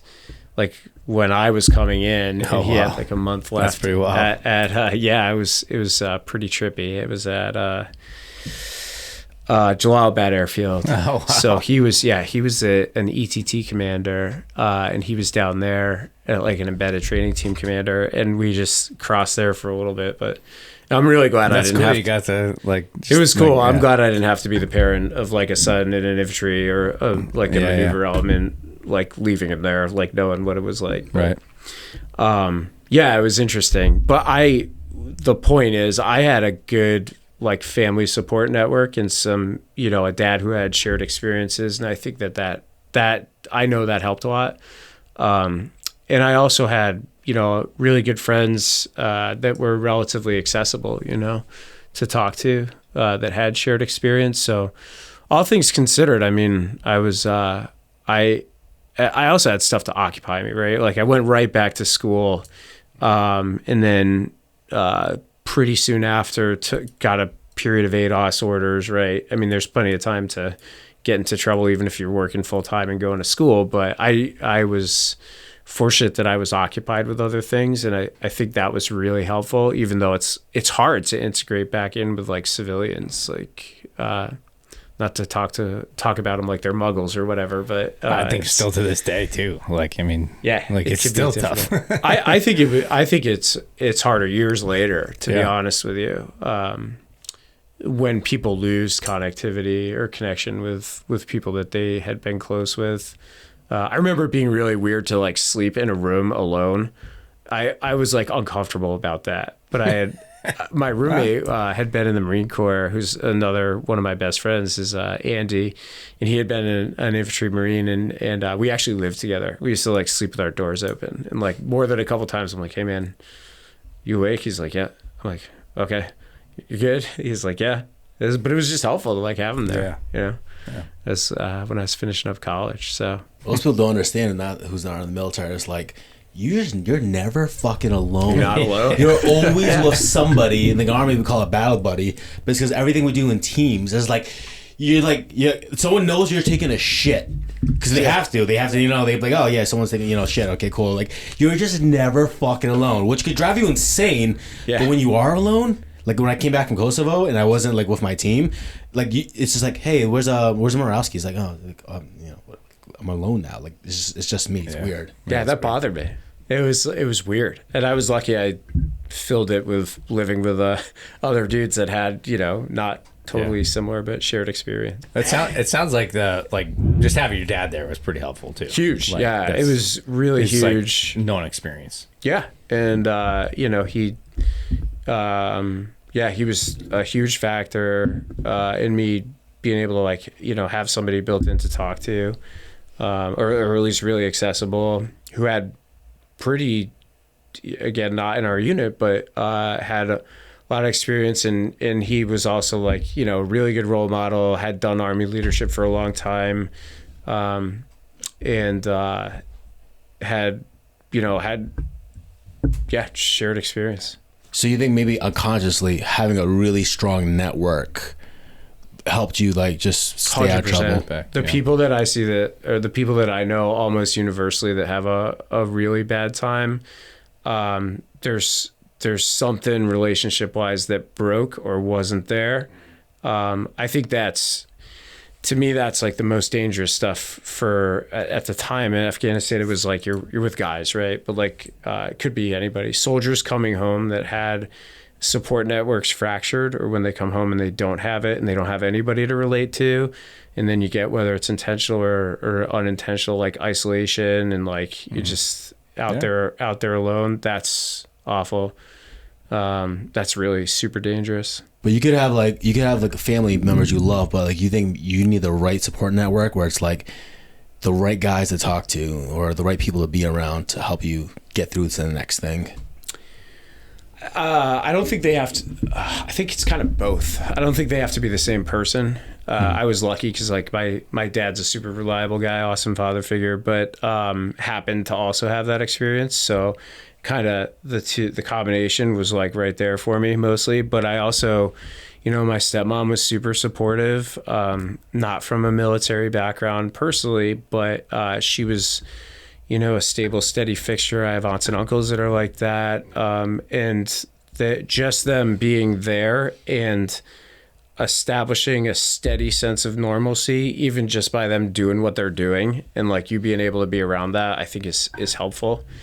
I know for some people it might make them feel even more like an outsider, but I think that that can be used to anchor you. But you also need, like, I don't know, you've probably seen like veterans coffee houses and stuff. No, I haven't. No, it's cool. It's like so they have that. That's a big thing with like kind of the older demographic, like the Vietnam era. around that time, whether they're combat veterans or not. These dudes just like meet up for coffee and like talk. Yeah. And just to speak I've a seen a similar couple, language as other people, I think it's super helpful, you know.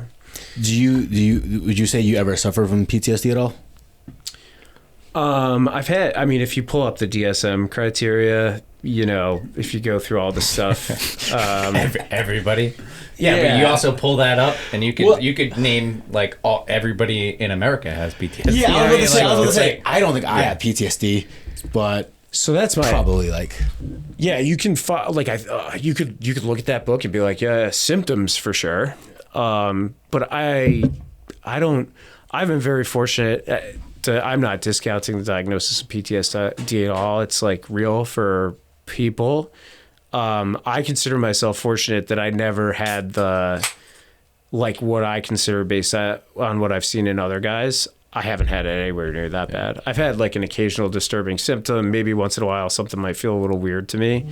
But I think, especially with like the new information about like moral injury and stuff like that, I'd say there's a lot of good stuff in that kind of work and in working at it from that angle. I've been super lucky though. I don't have any like floridly like actual reliving experiences that have affected my behavior. I gotta pee so bad. I apologize, but I want to ask you about that. You said moral injury. That's really interesting. I'm gonna probably butcher this, but it's pretty much if you've experienced something or a lot of times multiple things that kind of like violate your idea of like what's morally correct, and you had an inability to influence it, like stop it, prevent it, react to it appropriately, or you didn't for some reason. I think that's probably a really, that's like kind of maybe helps you to conceptualize it, but I'm sure the definition that you're going to find if you Google it is like way longer. But I think in certainly like situations like you're describing there, I think there's overlap, right? If people have like the exposure and then the symptoms like reliving experience, hypervigilance, whatever, go down the list, you know, that's more, I think, especially if it's lasting, that's like, meaning it's not just an adjustment disorder period or an acute adjustment period, like within a couple weeks after a traumatic event. I think that a lot of that stuff does fall into the basket of moral injury, more so, meaning like you were saying, feel it more like feeling negative about something rather than having like florid, like flashbacks, reliving experiences, behavior patterns that are like clearly like more classically PTSD associated. Okay, yeah, it's like the Christian guilt. Like, like if I lie to someone 2 weeks later, I feel bad. I'm like, all right, I'm sorry, I got complained, I lied. Yeah, but like, yeah, okay. And even like that's you'll find like even with like the Afghanistan withdrawal, you can say that is morally injurious to people that, you know, dedicated a lot, saw friends hurt and killed, really tried, even if to an extent, I don't know how much. Well, you're over there in like in some way you're trying to help the situation, right? Like for the Afghans and stuff. And I don't know. Yeah, I guess that's the People have ultimate thing varying that you want degrees to of do. feeling Yeah. how important that was, but for us being there, but a lot of the Afghanistan withdrawal, the negative feelings that people have regarding that could probably be assigned to a degree of moral injury too, kind of fall into that basket. Yeah, and it's not. I don't think it's just like kind of a buzzword or splitting hairs about the PTSD thing. I think that especially as we get a little bit more research and like interviews and with people on like the psychology side, it's probably going to be more legitimized as a thing. That's cool, man. I like understanding things and codifying things, so it makes sense. Yeah, like I said, I probably butchered the definition, but It makes sense. It makes sense. Yeah. It did sound good. Thanks. Oh, I appreciate it. Yeah. I could read you the definition and that would sound better. I've also heard regarding PTSD, because I know it's like a big topic of discussion, has been for years. I have heard that like the sense of helplessness, hopelessness, and not having any agency over your situation is usually a pretty prominent feature, or the context in which PTSD kind of develops. And I have heard, I kind of, having experienced it a little bit, like I said, fortunately not severely, I think there's really to something when they say that, like, potentially the guy that didn't get to leave the COP or the FOB is at greater risk for PTSD than a dude that went out on a maneuver element. Because you really, I think that being able to get outside the wire and actually engage the enemy and, maneuver on them, it gives you, again, a sense of agency. Like, you can actually, there's recourse for their actions. You can take, to use a not fancy term, you can take it out on them. Not to say that, I don't want to say they're more susceptible, but I know it would drive me crazy if I was like in one of these fishbowl cops just getting shot down on, and I was never in a position to go out and like shoot at somebody or call a fire mission on somebody. Yeah. Well, no, that makes sense because, so like last 2 years ago, whatever, before I deployed, I got in a car accident. I was driving. It was raining really bad. I wasn't driving fast. I was only like 55, 60, but I hydroplaned and like I smashed the railings, 360, fucking stopped the middle of the highway. And so like Afghanistan, I don't feel like I don't have any PTSD. So I don't have recurring thoughts. I don't have anything. Nothing bothers me. High mountains, whatever. But like when I'm driving, it's raining really bad. I'm kind of like, go around me. Like I'm driving slow in the middle. I'm like, get the fuck around me. Yeah. And I think it's because like I was caught off guard. Afghanistan, like I know where I'm at. They're gonna try to kill me. I'm gonna try to kill them. It is what it is. Yeah. But like when I rain, I get a little anxious. When you say the Afghanistan thing, that really resonates with me too. Like I listen to friends that I have that are like police officers and firefighters. And for me, Afghanistan's like a different context. Like that happened in a different country, 20 hours of plane rides away from where I am right now. It happened there. We were doing that there. We had purpose, direction, motivation, and we all had jobs assigned. But like to be a police officer, just walking around and like you live in that community and you're or even relatively close, or like or corrections officer. Like you see these guys once they're out. Great. That I feel like is just like really fertile territory for being like PTSD'd out and really edgy, because you don't like you're living in that community, like it's I definitely could see that. And back to your point, like and like you're describing PTSD in like civilian life, like not like military associated. A lot of the classic study in literature was survivors of sexual trauma or sexual assault and car accidents is really where the roots are of PTSD. We're all getting an education today. It's good. I I'm sure a bunch of people fact check me and really come at me in the comments, but yeah, if they have something to contribute, please feel free, because I was the emergency provider of PA, right? Not really my area of expertise. Yeah, that's crazy. What about you, Alex? Do you feel like you have any PTSD? Yeah, I'll say yeah. But I'll also say like not from tomahawk or fire hydrant, stuff like that. I made peace with that, in my mind, soon after it happened, and like I know why I was there. I know what had to happen for us to continue on, so that doesn't really bother me. But I think I've had a harder time, with the getting home, getting all of our guys home, coming home as a team, and then like Steve said, all right, hey, we all made it back, like we can just chill out a little bit. But nothing could have been further from the truth. So having guys get back that first 3 weeks home, where they're we're all going to the casino, we're going here, we're going there, we're visiting family, friends, essentially living the life that we just missed for a year. And then we've mentioned Sergeant Bittner a couple of times. We coming home from this deployment, we lost Bittner. He took his own life.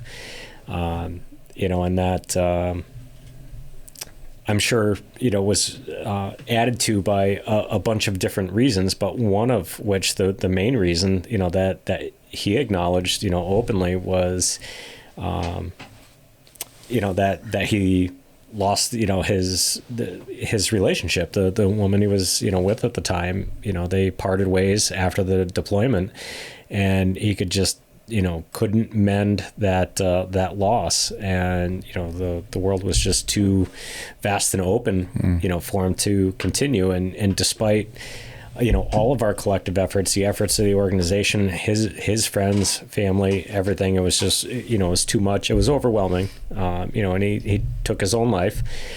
And I was close with him. I considered him a friend, not just another vet, but thinking, beyond that of, could I have done more to, help him out, when he was obviously in a very desperate time. Like, that has stuck with me. And, that it's a question that has no answer. You have done more? We could all have done more. I could have done more. Should we have done more? Well, could the organization have done more? Do you start to look for blame, maybe because it feels good to be able to label a reason, or someone failed and that's why this happened. But I've worked through that and continue to think about it. We just passed his anniversary of passing a few days ago, so it's always think about the good times and the bad times, but moving beyond, the loss of Sergeant Bittner, I was like, I never want this to happen again. All right. Well, I, said I had moved on and, redeployed with the 1048th, and, we went forward, did our thing, came back, great group of soldiers, warriors in that group as well. And I was really tuned into, the coming home, like, whatever. We survived combat, been there, done that. I got to get everyone home. I got to get my guys home. We got to look out for everyone. And we had another loss. We had another soldier, Will Davidson, took his life.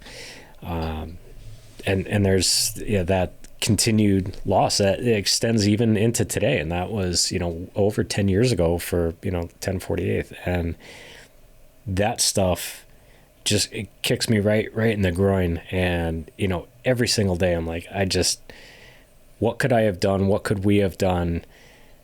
And going back, is that's not something you stop rewinding and thinking about and, reanalyzing, because you don't want that to happen again. Like Masamute's not going to happen again. Yeah. We're not going back there. But guys taking their own lives due to, whatever, like that does happen again. And it could be happening right now, could happen tomorrow. And, I feel like we're still all in one way or another, accountable for, being able to answer the phone and, reach out to these guys to, just stop that madness. And then, making sure that we don't end up there.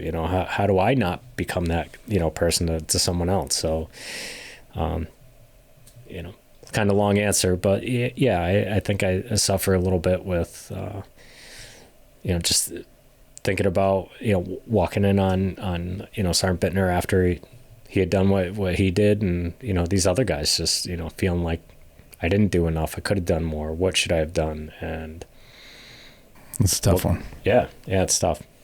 So it sounds like you don't suffer from PTSD, but like you're more sensitive to like what's happening to your guys post, deployment, which is tough to handle because like me walking in, like I volunteer to deploy with you guys. I'm just thinking in my mind, it's just I'm volunteering to get in the fight, and that's it. I'm gonna do a job, and after I'm done with my job, I'm gone. I'm not the lovey-dovey, emotional, like, kumbaya kind of guy. Like I like getting along with people. You're not?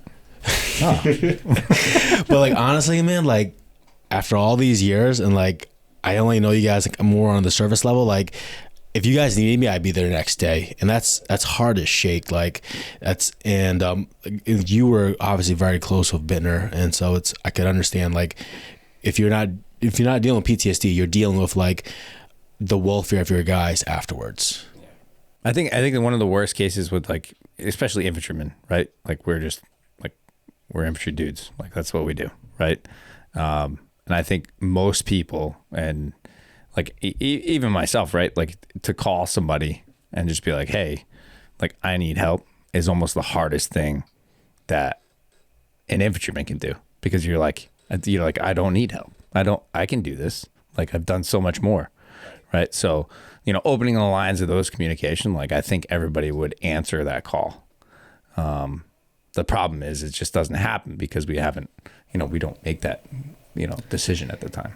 There's a few strange dynamics there, one of which is, infantry based, like, we hold this, individual standard, for ourselves and, to, the organization, if you will, and it's a different standard. Like I think the infantry is like that in a lot of different ways. We just hold ourselves to a higher standard. And, we all know that there's, a long-standing, stigma to, PTSD and, what, if people are struggling, how are you allowed to show, that struggle, or what are you struggling with? And, in, like the case of Sergeant Bittner, like, well, he outranked me. He's my platoon sergeant. So, while I can sit here as a squad leader and be like, I'm going to call my team leaders and I'm going to look out for my Joes. Like, never even really had the conversation like, well, you got to, look to your left and right, at your comrades and look up the chain. Like there's other dudes involved too. And, I was never thought about that until I was forced to in that sense. And I remember, even some of the interactions, conversations that I had with, Bittner was, it was the tough love, are not sitting there, offering hugs and this and that and the other thing. It's, that you fucking pussies, fucking stand up, get the spine in your bed and trying to do it the way that, I would think that he would speak to me and like, cut the shit and stand up and, be the man that you are. And,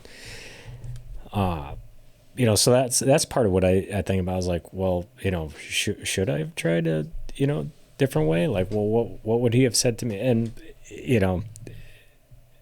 it's just, I don't know that there's a right answer to that. Every situation calls for something different. And, the answer 10 years ago, I'm sure was, a different answer than 10 years before it, and will be different, 10 years from now. So it's, I don't know that there's a right answer to just canvas all of time and everyone. Yeah. Yeah. Sounds like you did what you can, man. That's all you can do. Yeah. Yeah. And that's, one of the things that, I've come to, personally with, Sergeant Bittner is like, he had his mind made up. He was going to do what he needed to do, regardless of, what any of us, regardless of what I said, when I said it, or did whatever therapy or offered, like he was a decision maker. He made his decision. And, I said, just start looking forward and just be like, all right, well, let's just try to make sure the next guy, has whatever support they will need, when that time comes. Yeah. That's tough. What about you, Scott? I'm very curious always. Like, PTSD, not a problem, small problem. But you came home, you partied for fucking goddamn 5 weeks, 6 weeks. You don't even remember it. No, the wife was like, hey, you need to get here now. Well, how much time do you have? Because I can tell you, like, I don't know. I'd like to think I'm a pretty well-adjusted member of society, but, like, I definitely did, like, all the wrong things. So, and I guess, like, bottom line up front is, like, I don't think I have PTSD, but that's also because, and my wife can contest to this, I can't stop hitting this microphone, sorry. I compartmentalize very, very well. So, like, I kind of just, like, put things off to the side and, like, not going to deal with it. I don't have to. It's over there now and whatever. And I don't want to say that's how I live my life, but that's definitely how I deal with things. I'm trying to tie it all in, like,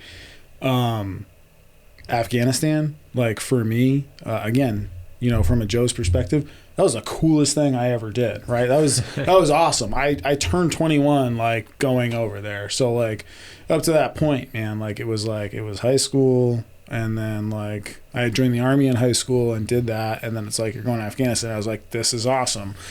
I'd like to think, again, this is just kind of, I don't want to be arrogant, but like I like to think that like I was ahead of the curve, because I never looked at Afghanistan as like, oh man, I might die, like this is terrible, and my family, and I care about them deeply, but it's like we're going to war, so like that's it, man, like that's a possibility. So I'm good with that. Like if it happens, it happens. If it doesn't, that's even better. So it's kind of like I just kind of accepted that very, very early. And then when I came back, while we were there, it was awesome. Like I said, like it was the greatest thing that ever happened. Now, again, like I didn't have anybody to really worry about. You know what I mean? Like I didn't have Joe's. I didn't have a squad. Alex and I now, ironically, live in the same town, so we carpooled here today. But we were talking about it on the way over, and I was like, I like to think that like I wasn't totally inept. Like I was kind of in like that mid-range soldier where it's like I can leave this guy alone with like my intent and he'll do it. Like I don't need to like sit there and like supervise him, but at the same time, like he's still a junior soldier, so it's like we got to take care of him, which that's fine. I'm good with that. But You're a great soldier, Forrest. I was but like it was one of those things where, so I was also like really close with Sergeant Bittner, and like kind of like the whole like E6 like community within our platoon, because like I was just that like weird like kind of out of place guy that like in weapons squad would get tasked out, but then also like so I was just kind of around everybody, so I got a little bit from everybody. And that being said, like no one ever like really worried about me. So when we came back, same thing kind of happened. And then like I went through my own like, this is amazing, like we're done, I don't know what I'm doing with my life now, but it's great, we're home. And I partied really hard, and I got into trouble, and kind of hitting rock bottom was probably the best thing for me, because it was like, hey man, yeah, like, brother. I know what you're talking about. Welcome to reality. And I'm like, damn, this sucks.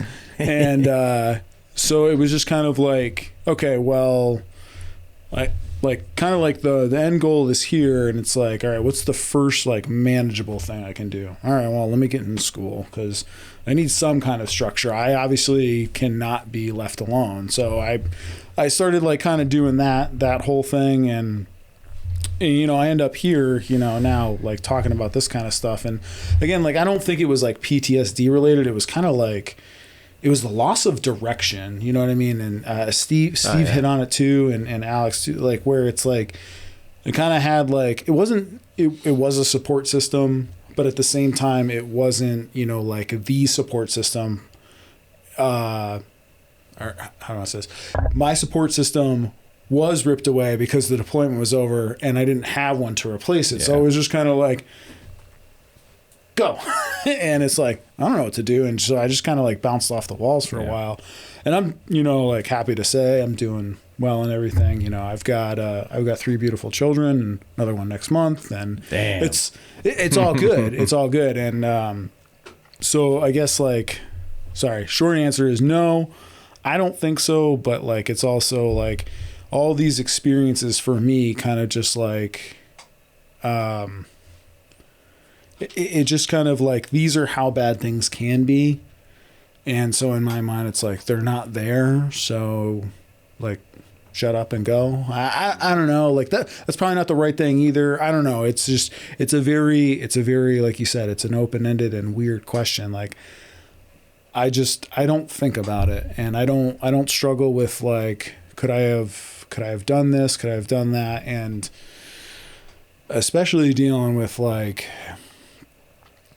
people that do struggle with that. I forget which one of you gentlemen said it, but it's absolutely like, it's like, could I have done more? No, you couldn't have. Like in my mind, this is just me. Like in my mind, no, you couldn't have. When people have finally come to that decision, like that's it. And that's unfortunate, but like, kind of one of the things, and I know I'm kind of all over the place. Sorry. I've been listening to like what you guys are saying, and it's just interesting how I guess like my mind kind of ties things together, because like you just said about like, you know, Kyle Bittner, right? Like not a guy that like I would be calling, because as an E4 to an E7, right? But definitely one of the things that I started doing as I started, you know, gaining rank or whatever, is I started like actually like checking in with my upper echelons of leadership and be like, you know, hey sir, hey, listen, I know it doesn't work this way. Close the door. You good? Like, and not even about like anything specific, but just like, are you good? Like, I know it's not supposed to work this way, but you can bitch to me and nothing goes anywhere, because like I started understanding that burden of leadership that Steve mentioned before. I remembered, you know, Bittner kind of, and how that went down. So it's like, I've started kind of opening up that way. I think you said it too, Zach, where it's like, it is just too easy to pick up the phone. And one of the hardest things we do as infantry guys, or as, you know, even men in general, is like, absolutely, every one of you seek help. It's the best thing for you. Be like, hey man, you're gonna seek help? Absolutely not. Get the fuck away from that. me. No, Not a pussy. Not ever. true. Not now. Like, it's You answer so, all your surveys accurately. yeah. So All good. Five. I'm amazing. Everybody knows PHAs Never are wild. had Last more on than 2 drinks at a Anyways, sitting. sorry. That's my bounce off the walls answer to you. Like, I can't help it, man. I just, like I said, short answer is no, I don't think so. But also, I just kind of like, I put that stuff in boxes and just don't deal with it. It just goes away. So No, that's cool, man. I mean, it makes sense, because if you're not dealing with PTSD, and I can relate as well. I don't think I dealt PTSD, but I definitely did. Like it would have been easier if I was active duty, because like you have a job and you have someone giving you a mission and a task. It's like, all right, I just gotta fucking do it. So whether you know it consciously or not, your mind is occupied. When you're a National Guard and you're just like, boop, you're back home. I think that's part of the reason with the National Guard, and you have like there's a good amount of like problems when people come back home, is because when you get back home, like, all right, hey, you're off orders, cool, go do the thing, show up to a 30-day yellow ribbon, right? Very cool. Like, if they would have like supplemented like yellow ribbon for, like, if you did 30 days on orders full time, like show up 9 to 5 or 9 to 2, whatever, like a nice easy, do PT in the morning, like leave by 2 every day for 30 days, like, I think it would have solved a lot of problems from the Guard, like back then. sorry, jump in, but good, bad, and different. Like, I absolutely think that's what we should or move to. It makes me think of, so I know you said you like deployed like 2 years ago. Did you guys do like the mandatory like 2 weeks like home station or whatever, or like, or I'm sorry, demob, like where you mobed out of? I don't think it was 2 weeks though. Oh, It was about a week and a half. You guys did. okay. It was less than that actually, because it was a holiday coming up. I forget what it was. I went down for their demo. So we so I deployed in 21 with the 102nd to Djibouti, and a lot of good personally for me came out of it on like the civilian side, in terms of like having to deal with like things there that I was able to apply to like the civilian sector. But one of the things that I was actually like, with the whole conversation we're having right now, I was glad to like advocate for was one of our junior soldiers just happened to ask in front of like a bunch of them. They're like, Sergeant Scott, why are we here for 2 weeks? Why can't we fucking just go home? Like, we already did the thing. We're out of here. Like, why are we here? And honestly, like, didn't even like prep this answer or anything. It just kind of came to me. But I was like, honestly, man, I was like, it's probably because they know what you guys are going to do as soon as you fucking get home. I was like, I'm just going to be honest with you, man. I was like, I've been in your situation. You come home and you have no direction, and they're just like, well, you know what? Like, we can't legally make them just go here, but like, we can hold them in, you know, because so we moved out of Fort Bliss and demobbed, and we were there for like 2.5 weeks. Just kind of like, you know, we obviously did all like the BS like demob stuff, but then for a couple of days we were just kind of like sitting there, and it's just kind of like, it's I think maybe someone super smart or someone like ninja'd this in like without intentionally like trying to do so, but they're like, let's make them just do nothing for 5 days. So like, you know, whatever adrenaline, you know, good, bad, and different coming from whatever deployment, good, bad, and different, it just kind of like slowly drops as opposed to like, hey, you guys are home now. Peace. We'll see you in 30 days. Like almost like, how much trouble can you get into in 30 days? Like, dude, let me tell you. Yeah. So, and you still got money coming in. Exactly. So, kind of like from the hip, I kind of like that's the way I looked at it. Was like, it's probably to give you time, or to give you guys, or give all of us time to kind of decompress. Like, you know, here's nothing to do for 5 days, and it's like, this is awful. I hate it, and it's like, yeah. And honestly, like for me, it probably was a good thing too. Cause like, so, when I deployed, I had, 2 kids and my wife was pregnant, and my 3rd son was born while I was on deployment, like a couple months before I got home. It is what it is. We kind of knew that was going to happen, whatever. But at the same time, like, it was one of those things where I'm sitting here with the perspective of like, I can't wait to go home. I want to meet my kid, yada, yada. But at the same time, like, it's like decompressing, coming off of like what Steve was saying earlier, is like, I'm not responsible for anybody, you know, other than now my family coming up. But like, I'm not responsible for any of you guys. Like, I can just kind of, there's only so far you can walk, right? Like, cause they put us out in the middle of nowhere. Like, of course. you want to go try and sneak some beers. You still got to walk like 4 miles back. So it's like, you walk there, you walk back, like, it's going to be out of your system. Or, you know, if you're going to go there and, you know, pick a fight with, you know, the shop at security, well, that's on you, man. Like, this is an active duty base kind of. So anyways, going on and on, but like, that's what I think it's for, is like, really, here's 5 days of at least nothing. And you're like, why the fuck are we here? Like, so that way you guys don't just rage out as soon as you get home. Yeah. So part of that, the big purpose of like that mobilization period, right, is to let everyone come together, you know, out of their civilian lives and start to gel, you know, as a unit. And it's like they want you guys to, you know, go places as a squad, you know, as a team at a minimum, but as a squad, as a platoon, and just start to get used to each other so that you can, you know, function. And I think the Army is really effective at bringing people together from, you know, all areas, all walks of life, all experiences, all ages, and making us, you know, work as an effective unit. I've always felt like they were really productive, you know, at that, and successful. Where I think they dropped the ball is on the return side, where it's just that, like, all right, we're going to demob. Well, hey, you know, we got you through, you know, medical is supposed to take 7 days. We got you through in 5. Holiday weekend, we're going to get you back home and back to your families in 3. Cool. All right, everyone's stoked. Like Mohegan and Foxwoods, like calling my name, and I saw they're stoked too, by the way. Saw a nice Mustang, you know, for sale out on the corner at 54% interest. Like, I'm going to buy that shit.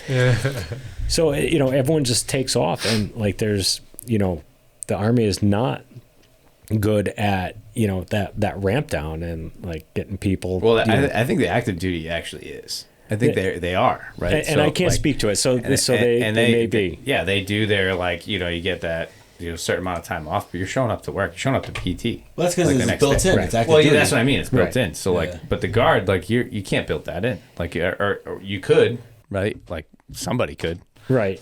But yeah, it's inherent with the Guard, where you show up and you come back, and then like we had people like, you know, that lived in New York, lived in this, like how do you do that, you know? Right, so right. It's tough. It is tough. It is, and you want to acknowledge, you know, the importance of folks' families, and you know, the sacrifice that they have made. Mm-hmm. You know, I know just as many, you know, guys that, you know, I deployed with that wanted to get home to kids and a loving wife, and, you know, what, you know, mom and dad, brother and sister, you know, whatever it was, or, you know, get back into school. Like, hey, maybe I can, you know, get classes in the next semester. Like, everyone's got that different motivation, you know. And then some of the younger guys, like, they don't have a house, they don't have a, you know, family, mom and dad, you know, girlfriend, anything. Like, they're just, well, now they got to figure it out sitting in the barracks out of Texas. Well, where am I going to go when I get home? for my, coming home from this deployment, my wife and I had gone through a rough time, and we decided while I was, at demo that, hey, we're getting a divorce, and we'll finalize it once I'm there in person and can sign papers, mutual agreement. But, when we got back to the airport, Bradley coming in, I'm like, hey, are you going to be able to pick me up? She's like, no, you got to find another way home. Like, all right, understood. Probably better that way. Called a buddy of mine, state cop. He came in and brought me home. All the locks are changed. All of my personal possessions are, out in the garage in a giant pile. And, like the key to my pickup truck with dead batteries is sitting there like, all right, well, this is shit. Sorry, man. And you know what? I mean, right there, my buddy that picked me up down, he's like, you want to come and crash at my place? I'm like, no, I got to figure this out on my own. And, everyone that I was with offered me a place. Stevie, Nick, everyone offered, as, word got out, like, hey, some shit went down and that's it. Like, everyone offered me a place, but I want to do my own thing. I'm trying to prove to myself at this point, like, no, I don't need, like, I can survive. I just survived this deployment. I can survive this. But point being there is like, well, I should have come home, to that home support network, and it just had disintegrated, during that time. So doing my own thing, and well, hey, guess what? Well, Bittner's network had, disintegrated. So like, he and I were, spending, more time together, but I'm trying to get back into work. Do I want to get back into school? Should I learn a new trade? What's it going to be? And, we had the yellow ribbon ceremony lined up. So it's like, I know I'm going to see everyone then. I could have seen individuals in between, but it just, it didn't feel like there was a period of time to like readjust. We showed up at Bradley and everyone walked off the plane, gave some hugs. Maybe there was a final formation. I don't even know. I don't feel like, I really don't feel like it was, it was just kind of like go, like that was it. And we'll see you guys tomorrow or, Monday at Camp Niantic. So, which is, it's weird too, because it's like you want to give that freedom. You want to give that freedom of like, hey, like we understand. I don't know if, this pisses me off because like you always hear like the whole plug line of like, thank you families, like our soldiers couldn't do this without you, yada yada yada, whatever. And then like as soon as like somebody's like, hey, my family, like, well, you signed up for the Army, you knew it was entail. It's like, yeah, well, but it doesn't work that way, man. Like it doesn't. I don't just like I can't just be like, hey, family, like you knew it was coming, right? Like, so I can't stand that. But I do understand, like, it's just funny how like my opinion, as little as that counts for, of like how half-assedly the Army goes after things sometimes. It's like, let's make sure no one gets in trouble. Like, we're not going to address why they get in trouble, but just make sure they don't. So it's like, instead of, corralling us and everything, it's just like, hey, get off the plane and go home. See you in like 6 hours, essentially, by the time you land.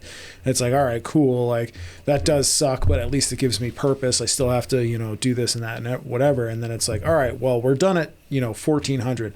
See you in 30 days. Like, it's like, how do we go from like, all right, every waking moment you'll be accountable and this and that, and then, all right, anyways, bye. It is. And I don't know what the right answer is. It's just funny to me. Like, it's like we care so much and then we don't. And then when you get in trouble, we do again. So I could be just way off basis there, but whatever. I was talking to Lou's mom, and she had a hypothesis. And at the time, I was like, I don't know, because I'm trying to empathize if I was like, deployed and coming back home, and we all want to get the fuck away from each other. We're sick of each other's fucking jokes. We're sick of it being around everyone.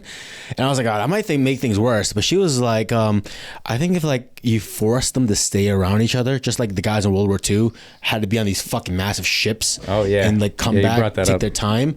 She was like, I think they would have done better. Of course, you're gonna have these outliers where like some guys are just like, no matter what, they're gonna need extra attention. But at least if you're on the ship, you're, hey, listen, man, when that shit went down, I'm sorry. You know what I mean?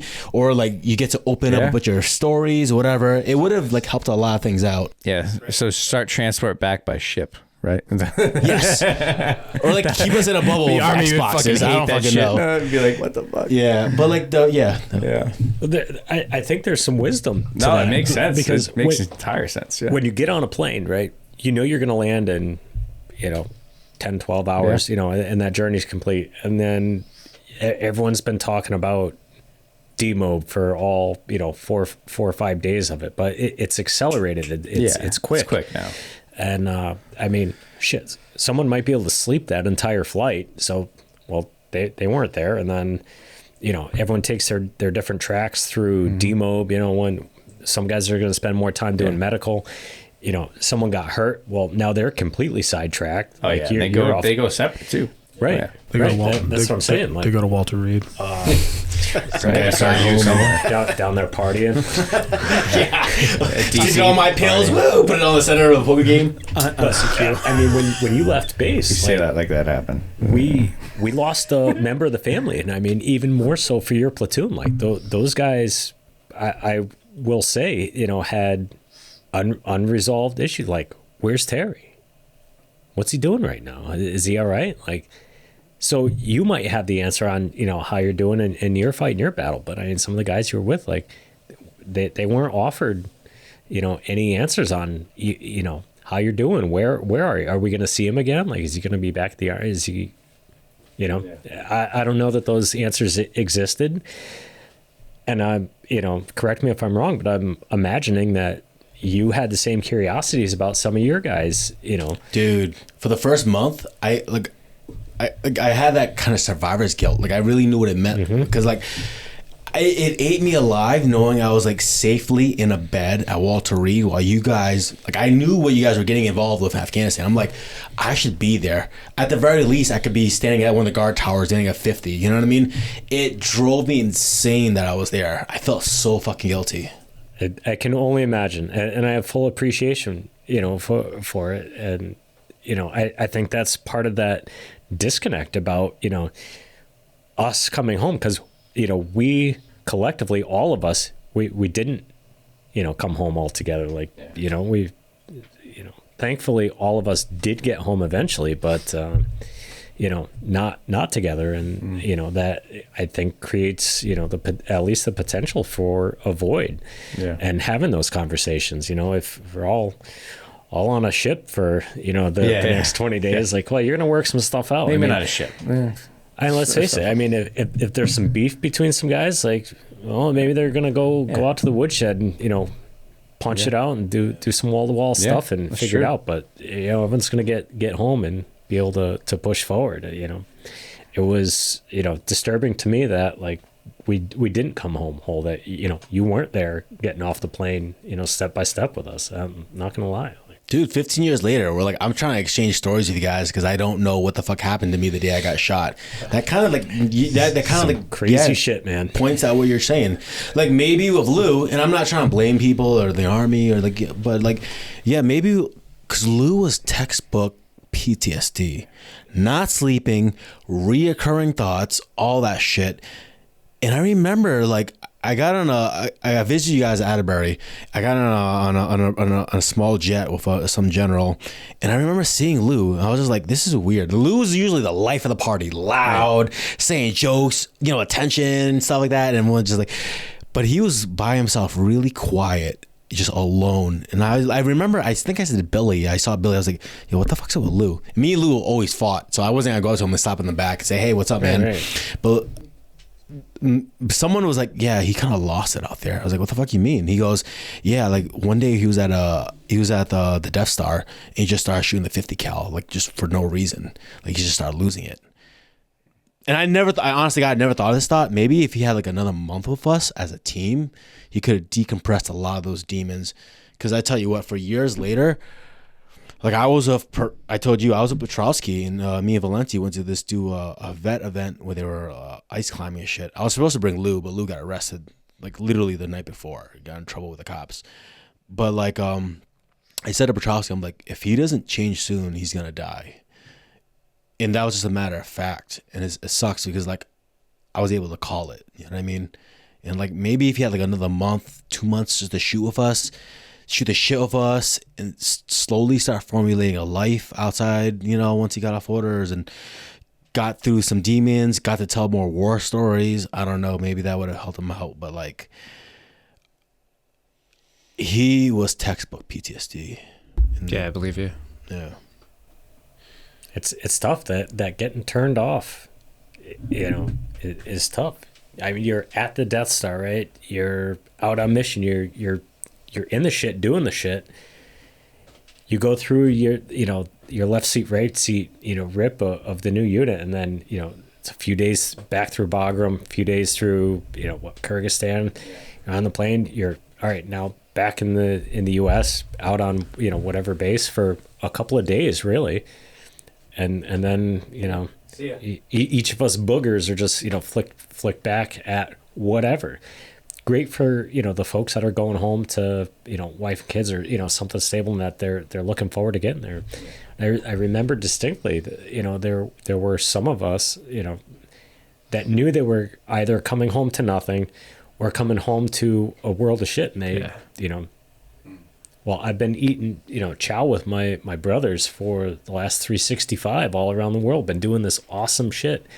I'm 21 years old, and I'm in charge of $1 million trucks. I'm in charge of heavy machine guns. Like I am someone. I'm not only someone. I'm the one. Like I'm significant.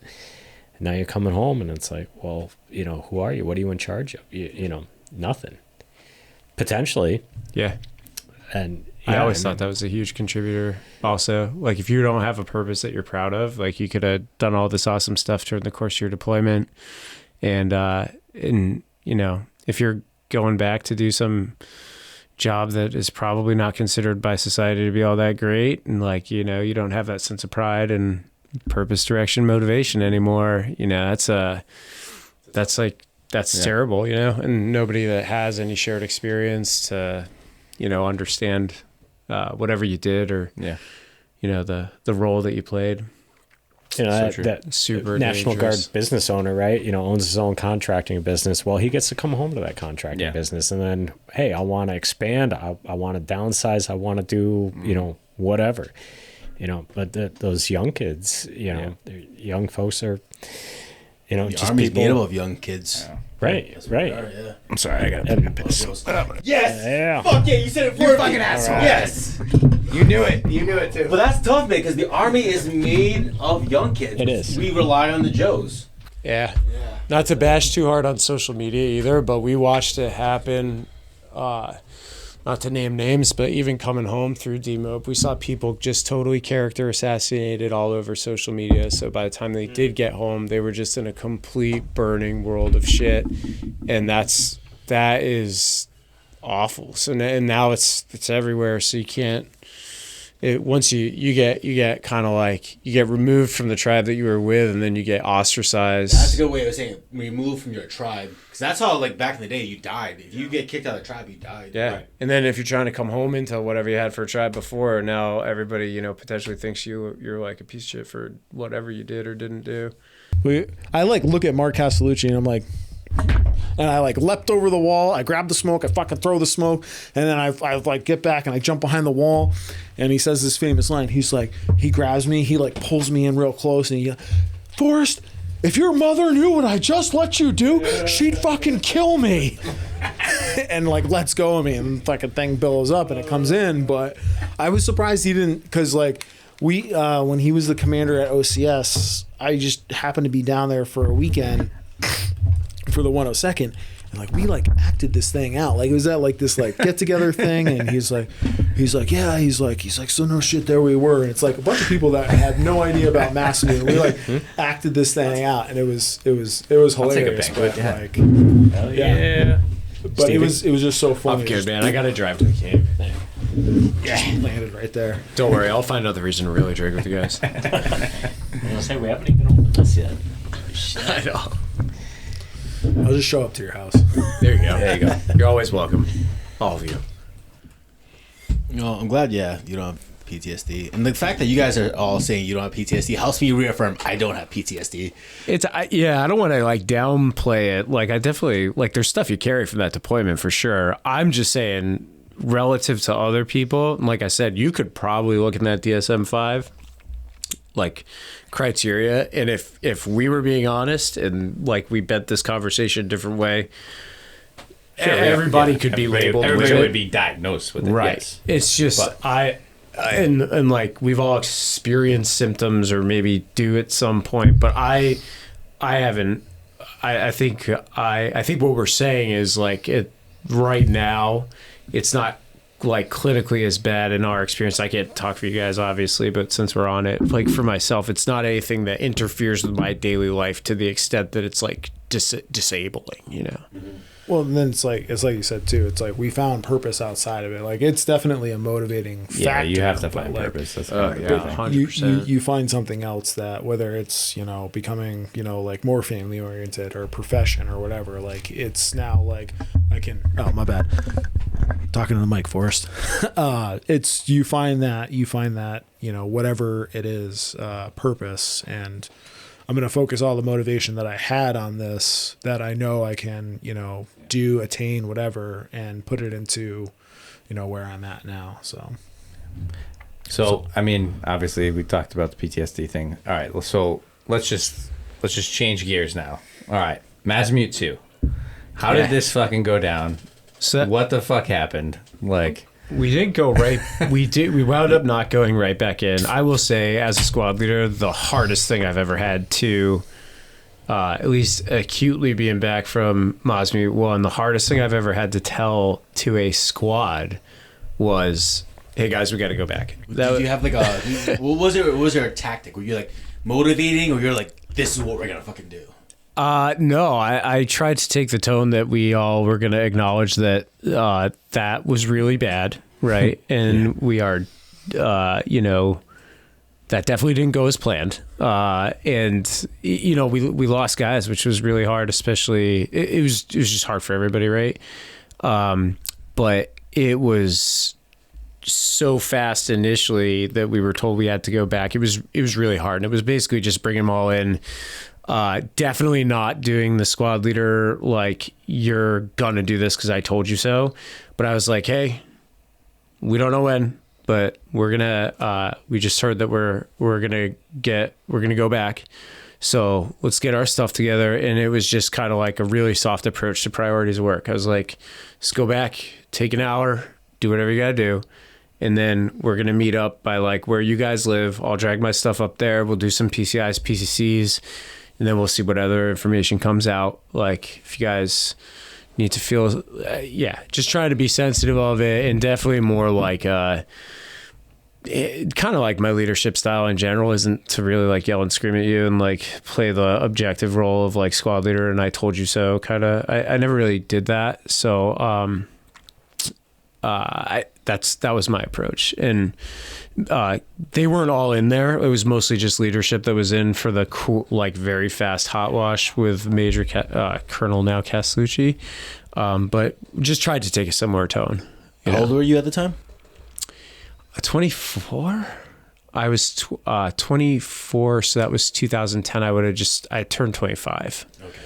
And I had a previous deployment to Afghanistan, so yeah, it's crazy to think that you were like 25 then. I'm like 40 now. Yeah, when you look back at our age and I meet someone who's like 25 and younger, I'm like, you still got some figuring out to do. Yeah, especially when you are leading men to war. Back then, you think you know it all. I was pretty especially when I confident. have dudes like after after 9/11 now, like I think 2005. I have Joe's coming in. Oh yeah, that's crazy. And to it's see. like, Oh my god. But yeah, absolutely. Anyway, we wound up. It got pushed. We had a pretty good amount of time, a couple weeks. I feel like it was almost maybe 3 weeks, almost maybe a month. longer. Like, and it kind of got to the point where we're like, are we doing this? But we got infilled back. The weather was perfect. We basically we had all the touches of Chinooks now, and we had plenty of support in the form of aircraft. And it was, I know the term weapons free is controversial, but it was as close as I've ever seen with Apaches. And they created an impressive amount of destruction as we were clearing. And I think they mentioned it before, but we stayed overnight, and I don't want to give the whole thing away, but they were, I don't know. You guys want to jump in now? We'll talk about what it was like when we left. Two big differences, between, 1 and 2 is in preparation for, 2. They got us, as amped up as possible, but, there was a little bit of that dwell time. Now, we weren't given what that dwell time was, as we're getting briefed that, hey, you have to go back in. Like, well, shit, are we going back in like a couple hours? Like tomorrow? What, you didn't know that time. But, as we were able to kind of put ourselves back together and, tell some stories, as to what had happened, who it happened, to, Bittner, he never left the base. So he got patched up, and like he wanted to go back in, and get more. Now, like, he wants his blood back. So we were getting the right attitude. Part of that, not to cut you off, the combat stress team, very well-meaning combat stress team from the Air Force got set up there. And as their helicopter landed at the landing zone in Najil, they got shot at from... I forgot about that. I want to say 2 different points of origin. Yeah. Rocket, poor, nice people. And so I forgot about they were shaken up. Did they leave right after? Did they even land? They stayed for a while. They didn't land. They had to like jump off of the bird, and our LZ guy, I think it was Fry pulled them off, yeah. Undercover getting shot, welcome to the jail, sir, follow me, and like, ushers them into a bunker. So it's kind of reaffirming, like, yeah, welcome to the jail. And we're all just sitting there like, mortars, rockets, a couple hundred yards, don't worry about that. So it was kind of cool. But in preparation then to go back into Masamute, so we didn't go out of Meterlom that time. We actually got lifted right out of our base, and then way flew better up the valley towards Masamute. And there was Masamute north of Najil?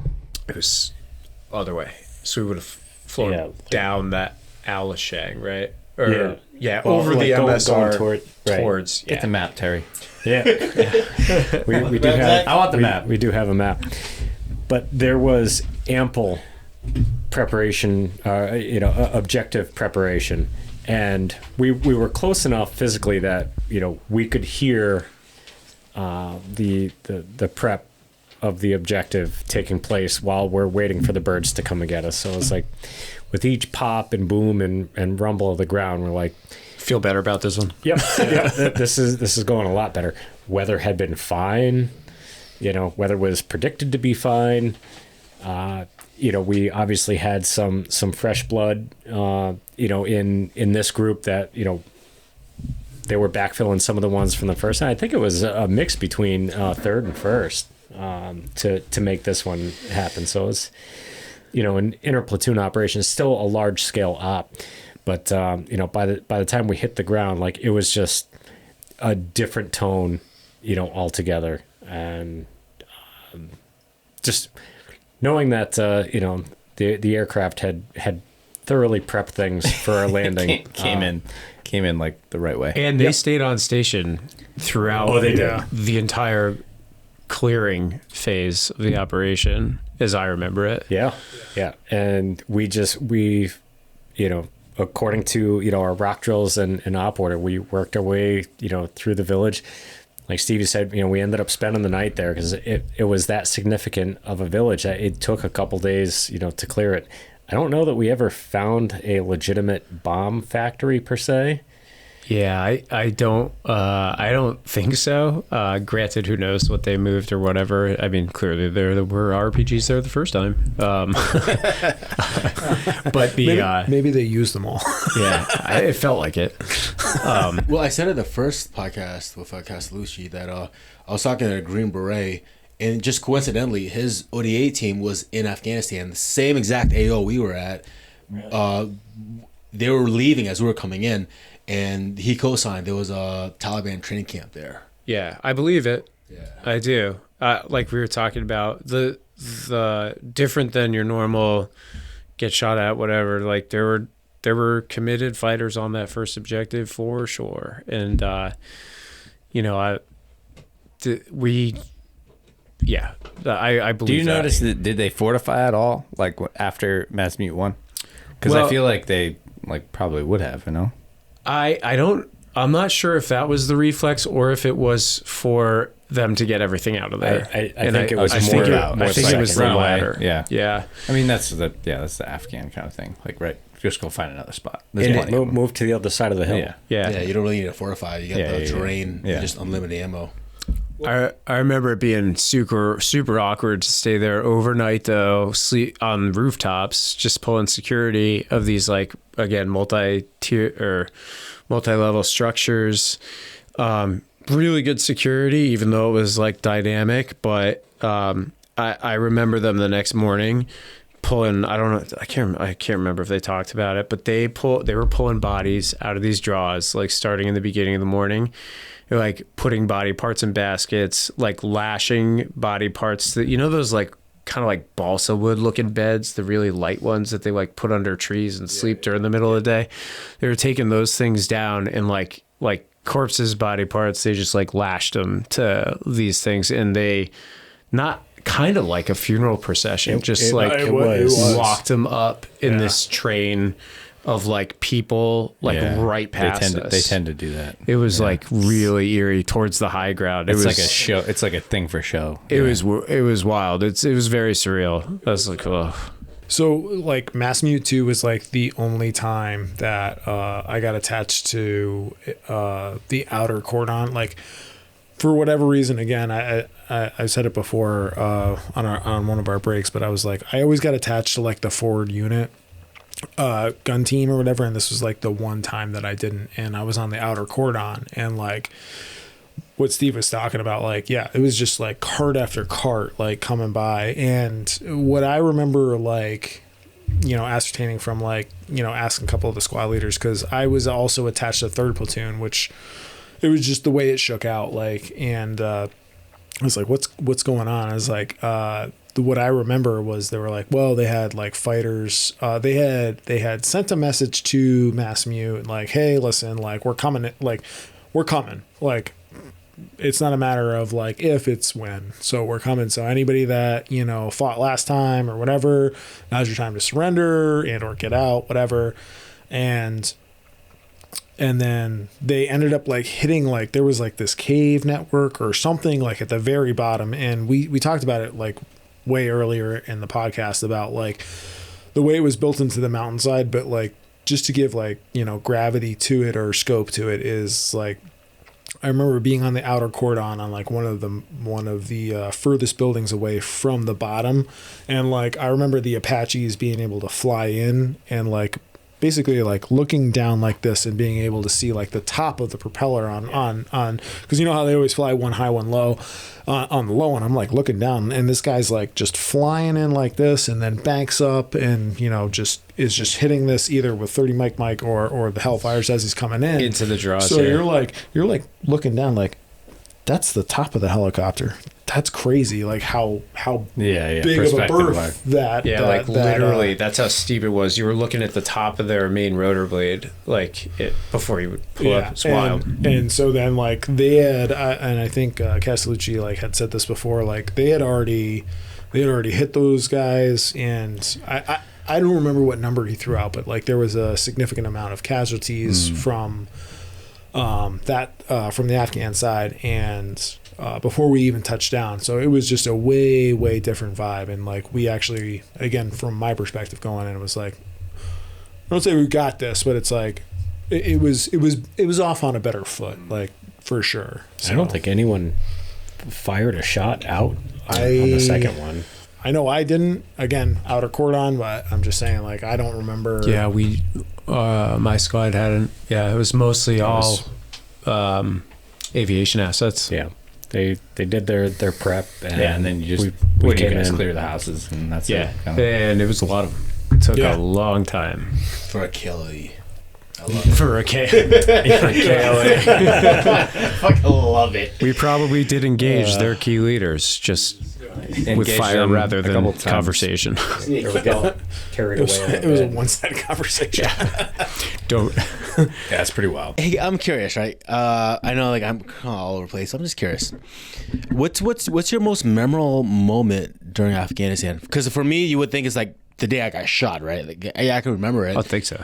But like for some reason, like one of the firefights, I remember I was taking a knee, so I had my saw in front of me. It was actually the Mark 48. We're already taking fire.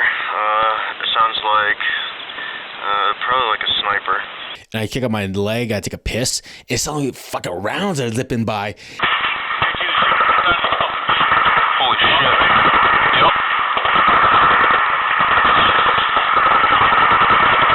And I just drop in front of the piss. That's probably why I keep thinking of it, because I had to lay in my own piss, right? So, but like, and then when they're shooting, I kind of wait for a lull. I kind of like scurry forward to get back in line with the rest of my guys. And I remember, like, I could hear the rounds, and it's getting lower and lower and lower. And like, my brain was like, my entire body was puckered up because I was like, where the fuck am I going to catch it? Because not only to the north am I shooting, but somewhere to the east they're shooting. And I can hear Capaldi going cyclic.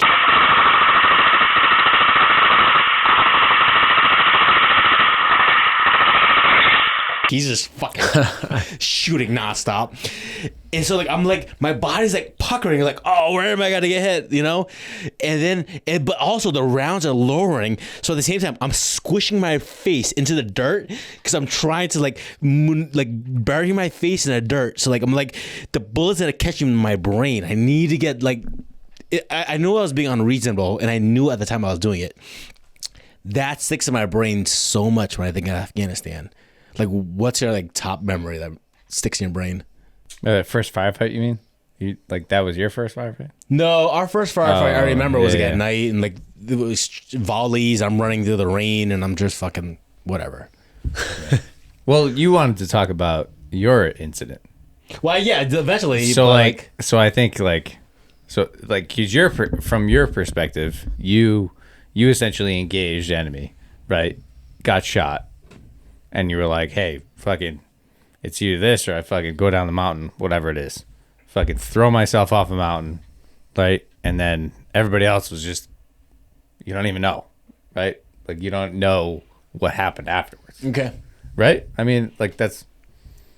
Okay, wait, so you want me to fast forward to that? I was just curious from their perspective. Yeah, I mean, like, I think, like, that was a big incident for your guys' perspective. Like, I'll jump in. I'll say that was one of the most memorable, if not the most memorable, events for us. Because we were getting to the point where I don't want to say complacency was setting in, but guys were starting to wonder, like, what the fuck are we doing here in this country? Just day to day. Like, has anyone ever showed us a ace card of Bin Laden? Yeah. Or I thought we were looking for this guy. like, what are we doing here? Legitimize the government? What does that mean? So guys were getting frustrated. Coin. And go look for this Humvee. Go do these things. Like, we always had stuff to do, but no one really knew why, and no one had that collective reason as to why we were there. All right. The day you were getting hit and your platoon was getting hit, all right, First was back, on base security, and you were close enough that we're watching this go down. We're listening to it go down. We're listening to it on the radio, but I mean, you can hear it. It's just it's one hillside to another hillside, and we're getting fired up. Like those are our guys getting hit. Then we hear that you got hit, and I think the standard for to leave mounted was you had to have 5 vehicles with 5 vehicle crews. You had to do a vehicle manifest. You had to call the battalion to get route clearance to do all these things. And we hear you guys getting it. We hear you get hit, and Bittner, just whoever was near him, he's just like, you guys get in the trucks. And we ran over to the trucks, which we left armed, fueled, covered, right near, the LZ, because that was part of our base defense. And we just jump in the trucks, and Bittner crashes the front gate. Just smashes it. Why? Was it necessary? Or was he like, we need the fuck out now? He wanted to be there 10 minutes ago. Okay, got it. You weren't even waiting for like the gate. We were not Afghans waiting open for the it gate. up and They would have had to wake up, talk about it, go have some tea. He hits the gate, and we got 3 trucks. He's driving? With 2, maybe driving 3. MTV, yeah. And he's just like, fuck it. I'm driving one. He's driving one. I don't remember who the third driver was, I don't remember who the third driver was. but we hit the gate and we go like there's no clearance, there's nothing. But we know these guys are getting hit. That's our brothers getting hit, and we're going over. And we get over the Haji car wash, and we're coming up on these guys, and we just started going. And so to just jump over the bits and details, like that day stands out for me because that was the day that people got personal with why we were there day to day, is because they fucked with one of our guys, and we're not having that. So everyone in the trucks, everyone back on base, regardless of what we were responsible for at that moment, that's why we were there, was because they fucked with one of our guys, and one of our awesome guys. Like, And you guys are just on a foot patrol, right? Yeah. So a foot patrol. We're doing and then- Kill Ellie. Yeah, well, fucking Kelly's. Were you just supposed to go patrol up around the cell phone tower and then maybe over the other side of the No, river? it was supposed to be like, and I remember Miguel made a comment. It was like, well, this was like, we're going to Kelly to a village that we haven't been there like forever. Like the last unit that were there was supposed to have been what's that in France? What's that unit that anyone could join? The French Foreign Legion. Yeah, and supposedly a bunch of dudes got smoked. So like no NATO troop has been there forever, and we heard that they had a new mullah, and we're like, hey, is this guy green? Is he red or whatever? So we wanted to go out there and be like, hey, listen, like, can we, Are we cool? Are we cool? Exactly, exactly. So and we had intel that there was supposed to be an ambush. And as soon as we got there and we're setting up security for the KLE, we heard some shooting. And it was our Afghan guys shooting some Taliban. And so in my mind, like you said, complacent. I thought, that's it. It's cool. Because I had like 2 weeks. Like that was my last patrol before going on leave for leave. And you're told every mission, we're expecting contact. Right. Yeah, exactly, dude. Yep. Exactly. Which was pretty accurate. They hit us right above us. That fucking close. Fucking Dan's intel's good, huh? What? Dan's intel. Right on the money. Hold on. As it turns out. It ended up being accurate. Very, yeah, it was pretty accurate. But yeah, that was it. Yeah. I do remember that, though. That's a really good point. That I think everybody felt that way that day. It was Sorry, go ahead. no, go ahead, man. I was just gonna say that was the day I think everybody kind of, like Alex said, kind of like was vindicated. It's not the right word, but basically like everybody realized, everybody one way or the other, because like Alex said, like we were all kind of like putzing around doing our own thing because we were on base defense that week, and so we're like, whatever. Oh, and it's like, oh man, that's really close. And I have like 3 distinct memories, and like in order, it's like you getting hit, the rocket that I never saw coming, and then like, do you guys remember the sheep herd? Like, it was like all of a sudden there were like 500 lights that went across like the entire valley, and we were all like, everybody's like, what the fuck's going on? But it was literally like, I don't know if it was like they put like lights on the sheep, but there was literally like 200 lights like walking across like the other ridge line. Anyways, It's aliens. Afghanistan's full of aliens. Yeah, it was the craziest thing. But like, I definitely think my most vivid memory is the one that you and I share. And I'm gonna butcher this, but like, it's worth the story because like it does tie into like the day you got hit, because like Alex said, like we're all kind of doing our own thing. stuff starts to pop off, and then it's like, all right, like we gotta go. And it just so happens that the one truck that I was driving was an RG31. You know, RG31s, like they don't turn worth a shit. Like it's an up armored school bus. That's what it is, right? Bittner was. See, we got the first windows one. for it. Yeah, Bittner was in the first one, so like they drive past you guys, they block off the entire road and whatever. So then like we basically stop in the middle, like basically like almost like a, hey, we're gonna absorb bullets, also return fire, also you guys can use this as cover, because like the cell phone tower, if like the cell phone tower is almost like to our immediate right, like up like 200 meters is the base of the tower, and I don't know where anything's coming from. I'm just in the driver's seat, and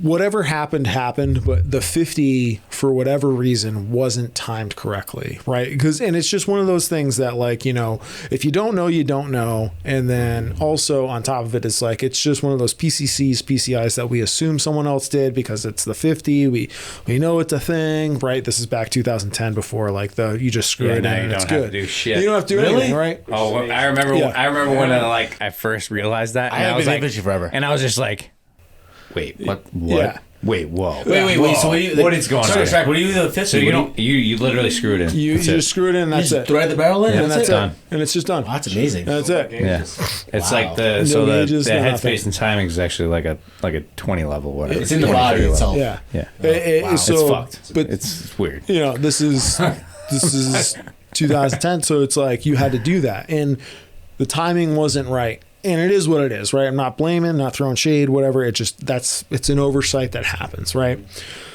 So I always carried a 50 key in my lower cargo pocket. Just, I don't know. I thought it was a cool thing to do. is cool. I was a gunner. I was like, I should just have this in case something happens, right? It was cool that day. It was really cool that day because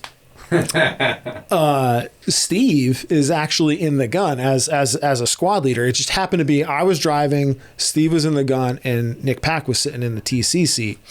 So we roll out, just the three of us in the truck. That's it. Nobody else. So Nick gets out. I don't fucking know what he's doing, but he's doing something to help the situation because he's the guy on the ground. There's no other dismounts, right?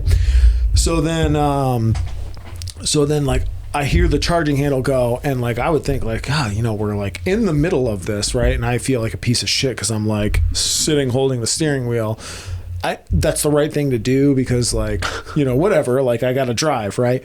But then I hear the charging handle. I hear the charging handle. And I'm like, what the fuck? And I'm like, Steve, what's up? And like, at this point, like I would imagine chime in at any point, but he's like, the fucking 50's not charged or timed. Headspace and time. And he's like, what the fuck? He's like, does anybody have a 50 key? And I was like, I do. And he's like, give me it. So I go to reach behind me like this, and then again it's RG30. I'm not reaching this shit. So I was like, I mean, fuck it, right? Like we're here. So I get out of the driver's seat and I climb up onto the roof while enemy fire is Oh being yeah, directed sorry. at Yeah. us. While we're accurately being engaged. So I climb up. And like I get up there, and like now all of a sudden, like I didn't, kind of my bad, but at the same time it is the situation. And I like get up and I'm like Steve, and he's like I was like I got the key, and he's like, oh shit. So now he's like doing PMCS with the 50 cal, and like I'm like, well, I'm fucking useless up here. And then I like look over and it's like, oh, his M4, and I grabbed his M4 that was up there. So I'm firing off a couple shots, like 2 at a time. He's trying to fix the 50, get it timed right or whatever. And then at this point, whoever calls for a show of force prior to our knowledge. And right before that, oh my God, Block got thrown into the back of our vehicle. So we got his saw that he had. Yes. Because Block had a head injury and he was bleeding, like you kind of mentioned. I think. Shrapnel, yeah. Yeah. So he got put in our vehicle. We took his saw and put it up there. So now we've got that up there. Steve's still doing his thing. This is all like, again, this is like a movie scene. This is all happening all at the same time. It's crazy you guys have an empty truck though. That's like, Oh yeah, no, wild. there's literally no one in there That's except weird. for the two of That's us a weird and one. Pack's Weird feeling. Pack's doing his thing, man. That's right? a tough one. So the next thing I know is you just, I don't know how to describe it. And I think the thing you and I settled on is like, this is what an ant hears and or like feels when like you scrape them off the boot. Cause it's like, it was like this like clap and then like dragging sound.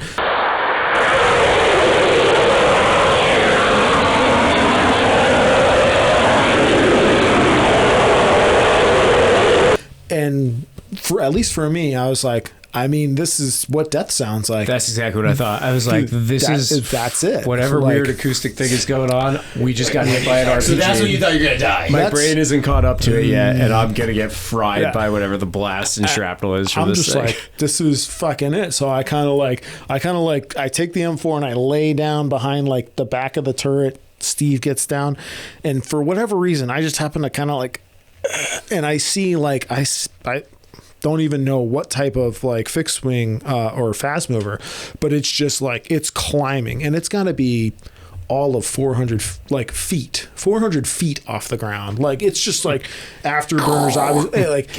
It is the loudest thing I've ever heard. And I'm like looking like I can fucking see rivets, man. Like that's insane. And I just remember like reaching over and I was like I slapped Steve's helmet. I was like, hey, we're okay. It's a fast mover. And he's like, what? I was like, we're good. And like, he's like, okay. And gets back up, fixes it. He gets the thing up. He gets the 50 up and like, he starts engaging. I'm like, all right, now I'm fucking useless up here. So then I go back down and I get in and I think like as I'm getting in, that's when they open it back up and they put you in.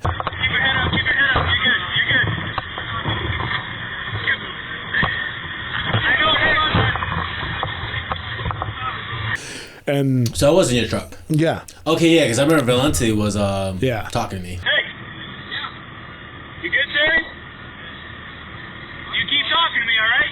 You fucking stay conscious, you fucker. You got that? so they put you in. Again, I obviously everything. I don't have no recollection of time or whatever's happening outside.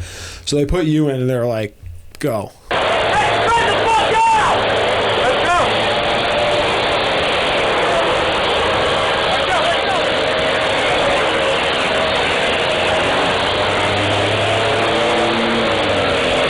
They're like, I don't even remember who it was. I think it might have been even Pack. He's And like, you were just go. soaking. You were soaking wet because you had Yeah. fallen into that shitty like side Yeah. ditch thing. Yeah.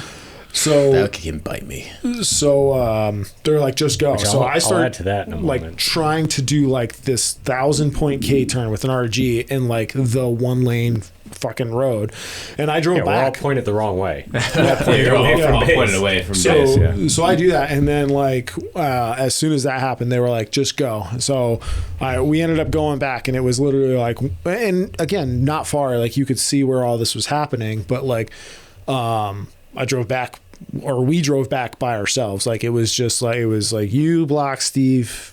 Maybe I don't That's even know crazy. if Nick I don't was with remember us. Block being in the truck. That's crazy. And we But- just drive back, and then I drove on the LZ. I drove down to like the medics area, and like that was it. And we just opened up and pulled you guys out. Wake up, brother. Hey, stay with me. He's unconscious. He's still responding verbally.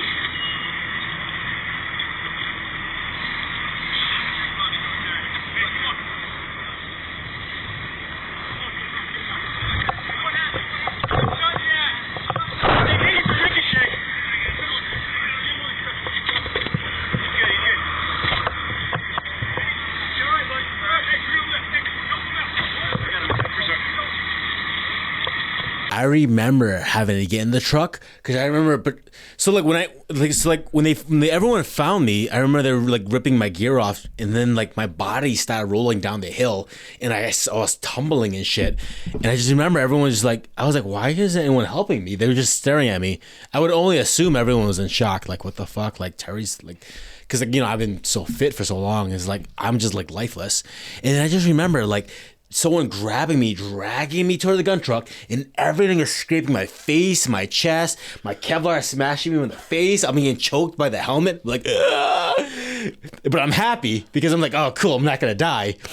But we get to the truck, and then like later I learned it was Petrowski. He's like, I need you to get on your feet. I'm like, fuck. And like I knew I was injured. I didn't know like the bullet exploded in my leg. But so I'm missing a chunk of my hip. Like the bullet exploded in my leg. So everything is like fucking like shredded meat in my thigh. And I just had to like get on my fucking leg and push. Oh my God. It was the most intense pain of my fucking life. It's like someone took a hammer, just smashed my fucking arm over and over. It's like nothing. And then it's like, hey, listen, I need to pick up this 50-pound dumbbell to do a curl. It was the most intense pain of my life.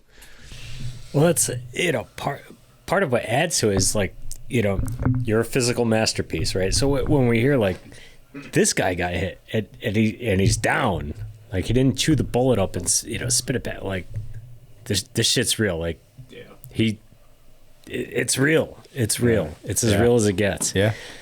And I think that's part of what added to Bittner's decision to like you guys in the trucks and just smash the gate. Like we wanted to get out there, and for the rest of the platoon, like wanted to get the guns out there, wanted to get the trucks out there, and wanted to get you back.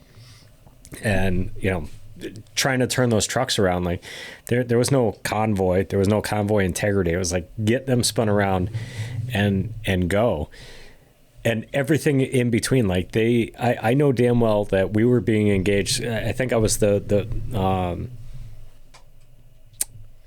well, I guess, lead truck. Well, there was only 3 of us, but, we were out towards the beginning. Like, there was Dishka fire coming in and, tinging off of the, the turret armor.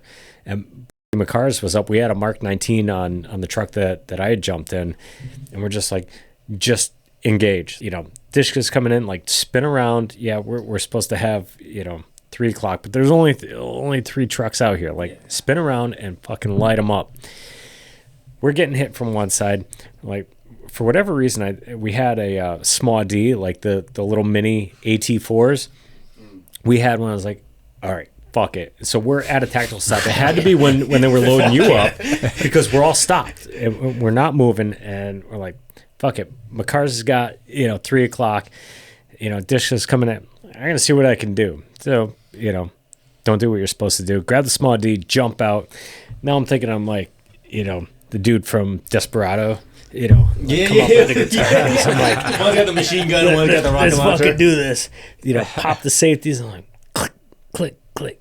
Nothing's happening. I'm like, rework all the switches. Click, click. It's a misfire. It's a straight up misfire. I'm like, Jesus. Well, fuck, now what? What do you do with that now? I better get back in the truck. Well, I'm not jumping in with this fucking thing. I'm not throwing it on the side of the road. Like, what the fuck do you do with it?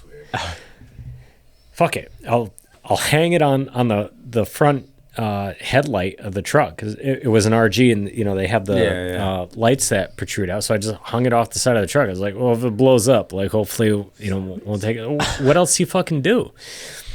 We hear he gets spin around. We're still engaging, and we're like, all right, now we got to get turned around. So we get turned around and we start rolling back towards base. Now McCar's is still engaging, and we're the only 2 in the truck. So when he exhausted a ammo can, like he's got to get down, pull up his own ammo can. Like it's a hustle, and we're moving, but moving slow. And that little fucking agricultural like drainage ditch that was all full of water, like I'm envisioning again, like Hollywood scene, like someone, is like popping up out of the water, in the middle of this firefight. Like, well, they're right here on the side of the truck.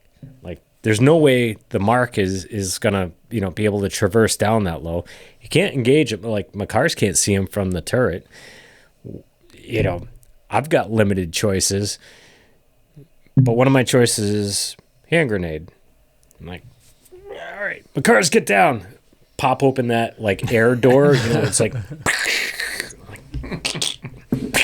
get down, frag out, and blew up the water ditch, and we weren't getting engaged from there. I used a lot of hand grenades on this tour. It was kind of fucked up, but we start moving out, and things started quieting down. Once we got back towards the car wash, but I mean, cleaning all the trucks out of like all the brass and all the links of everything that took place in this thing that was maybe a couple thousand yards out in front of the base.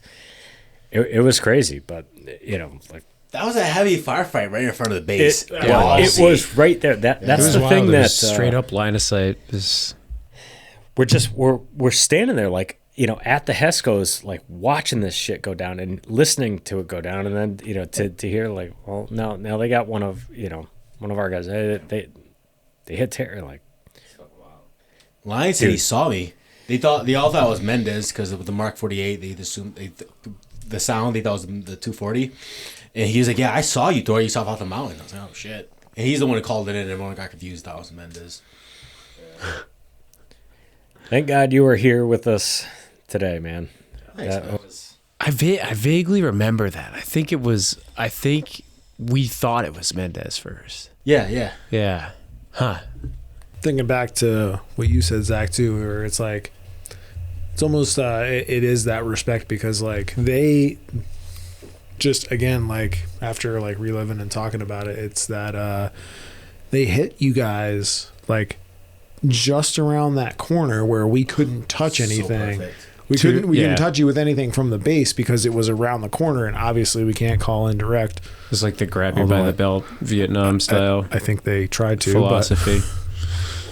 Yeah, and it was like, well, we can't do anything until we get something out there because can't hit them with indirect and can't accurately engage them from here, even though we're well within range. But like it was like around the corner and down the hill, if I remember too, right? It was like it turned by the cell phone tower and then like kind of went downhill. Yeah, like just slightly. Not a super incline. It was just enough where it's like, unless you're in that movie, like bullets don't travel around corners.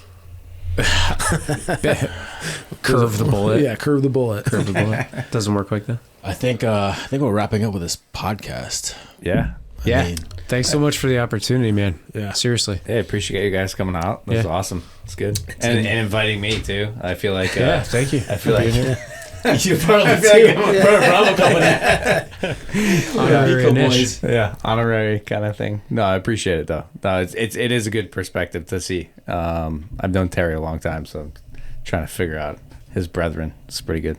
So awesome. It's a family. I mean, listening to a lot of the work you guys do, and especially the one with with Castellucci and some of the perspectives that you shared, with folks, like just what you were feeling.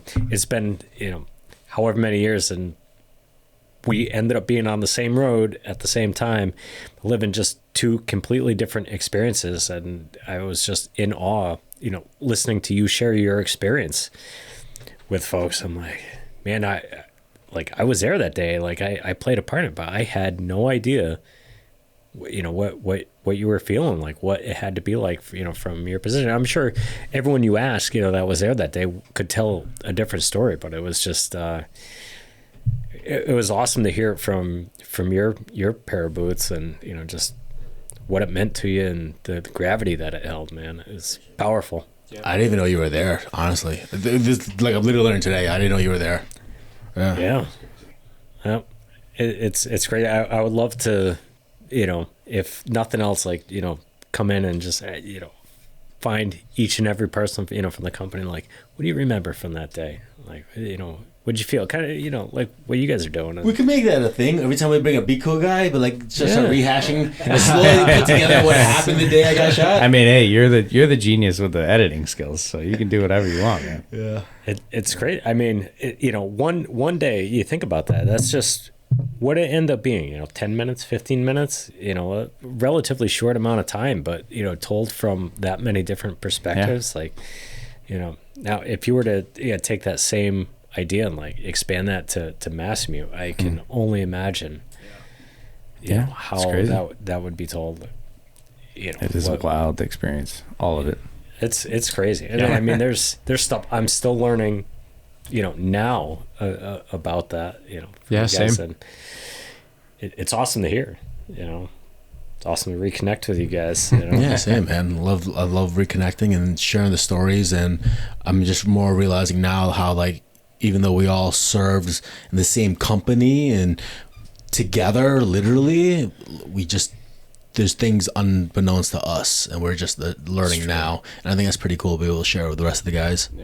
100%. All right, guys. I guess we're any pressing thoughts? Anything you guys want to get off your chest? Anything you want to say real quick? Or No, just appreciate you again, man, and especially even though it wasn't planned like this, Memorial Day. Happy Memorial Day. Honors. Yeah. all right, guys. So Cheers. See everybody Cheers. with the new cups too. With the new We gotta cups. throw that was out there. Compliments of Alex. Thanks, man. Thanks, Alex. Glad I could hook you guys up. That was fun. That was fun, guys.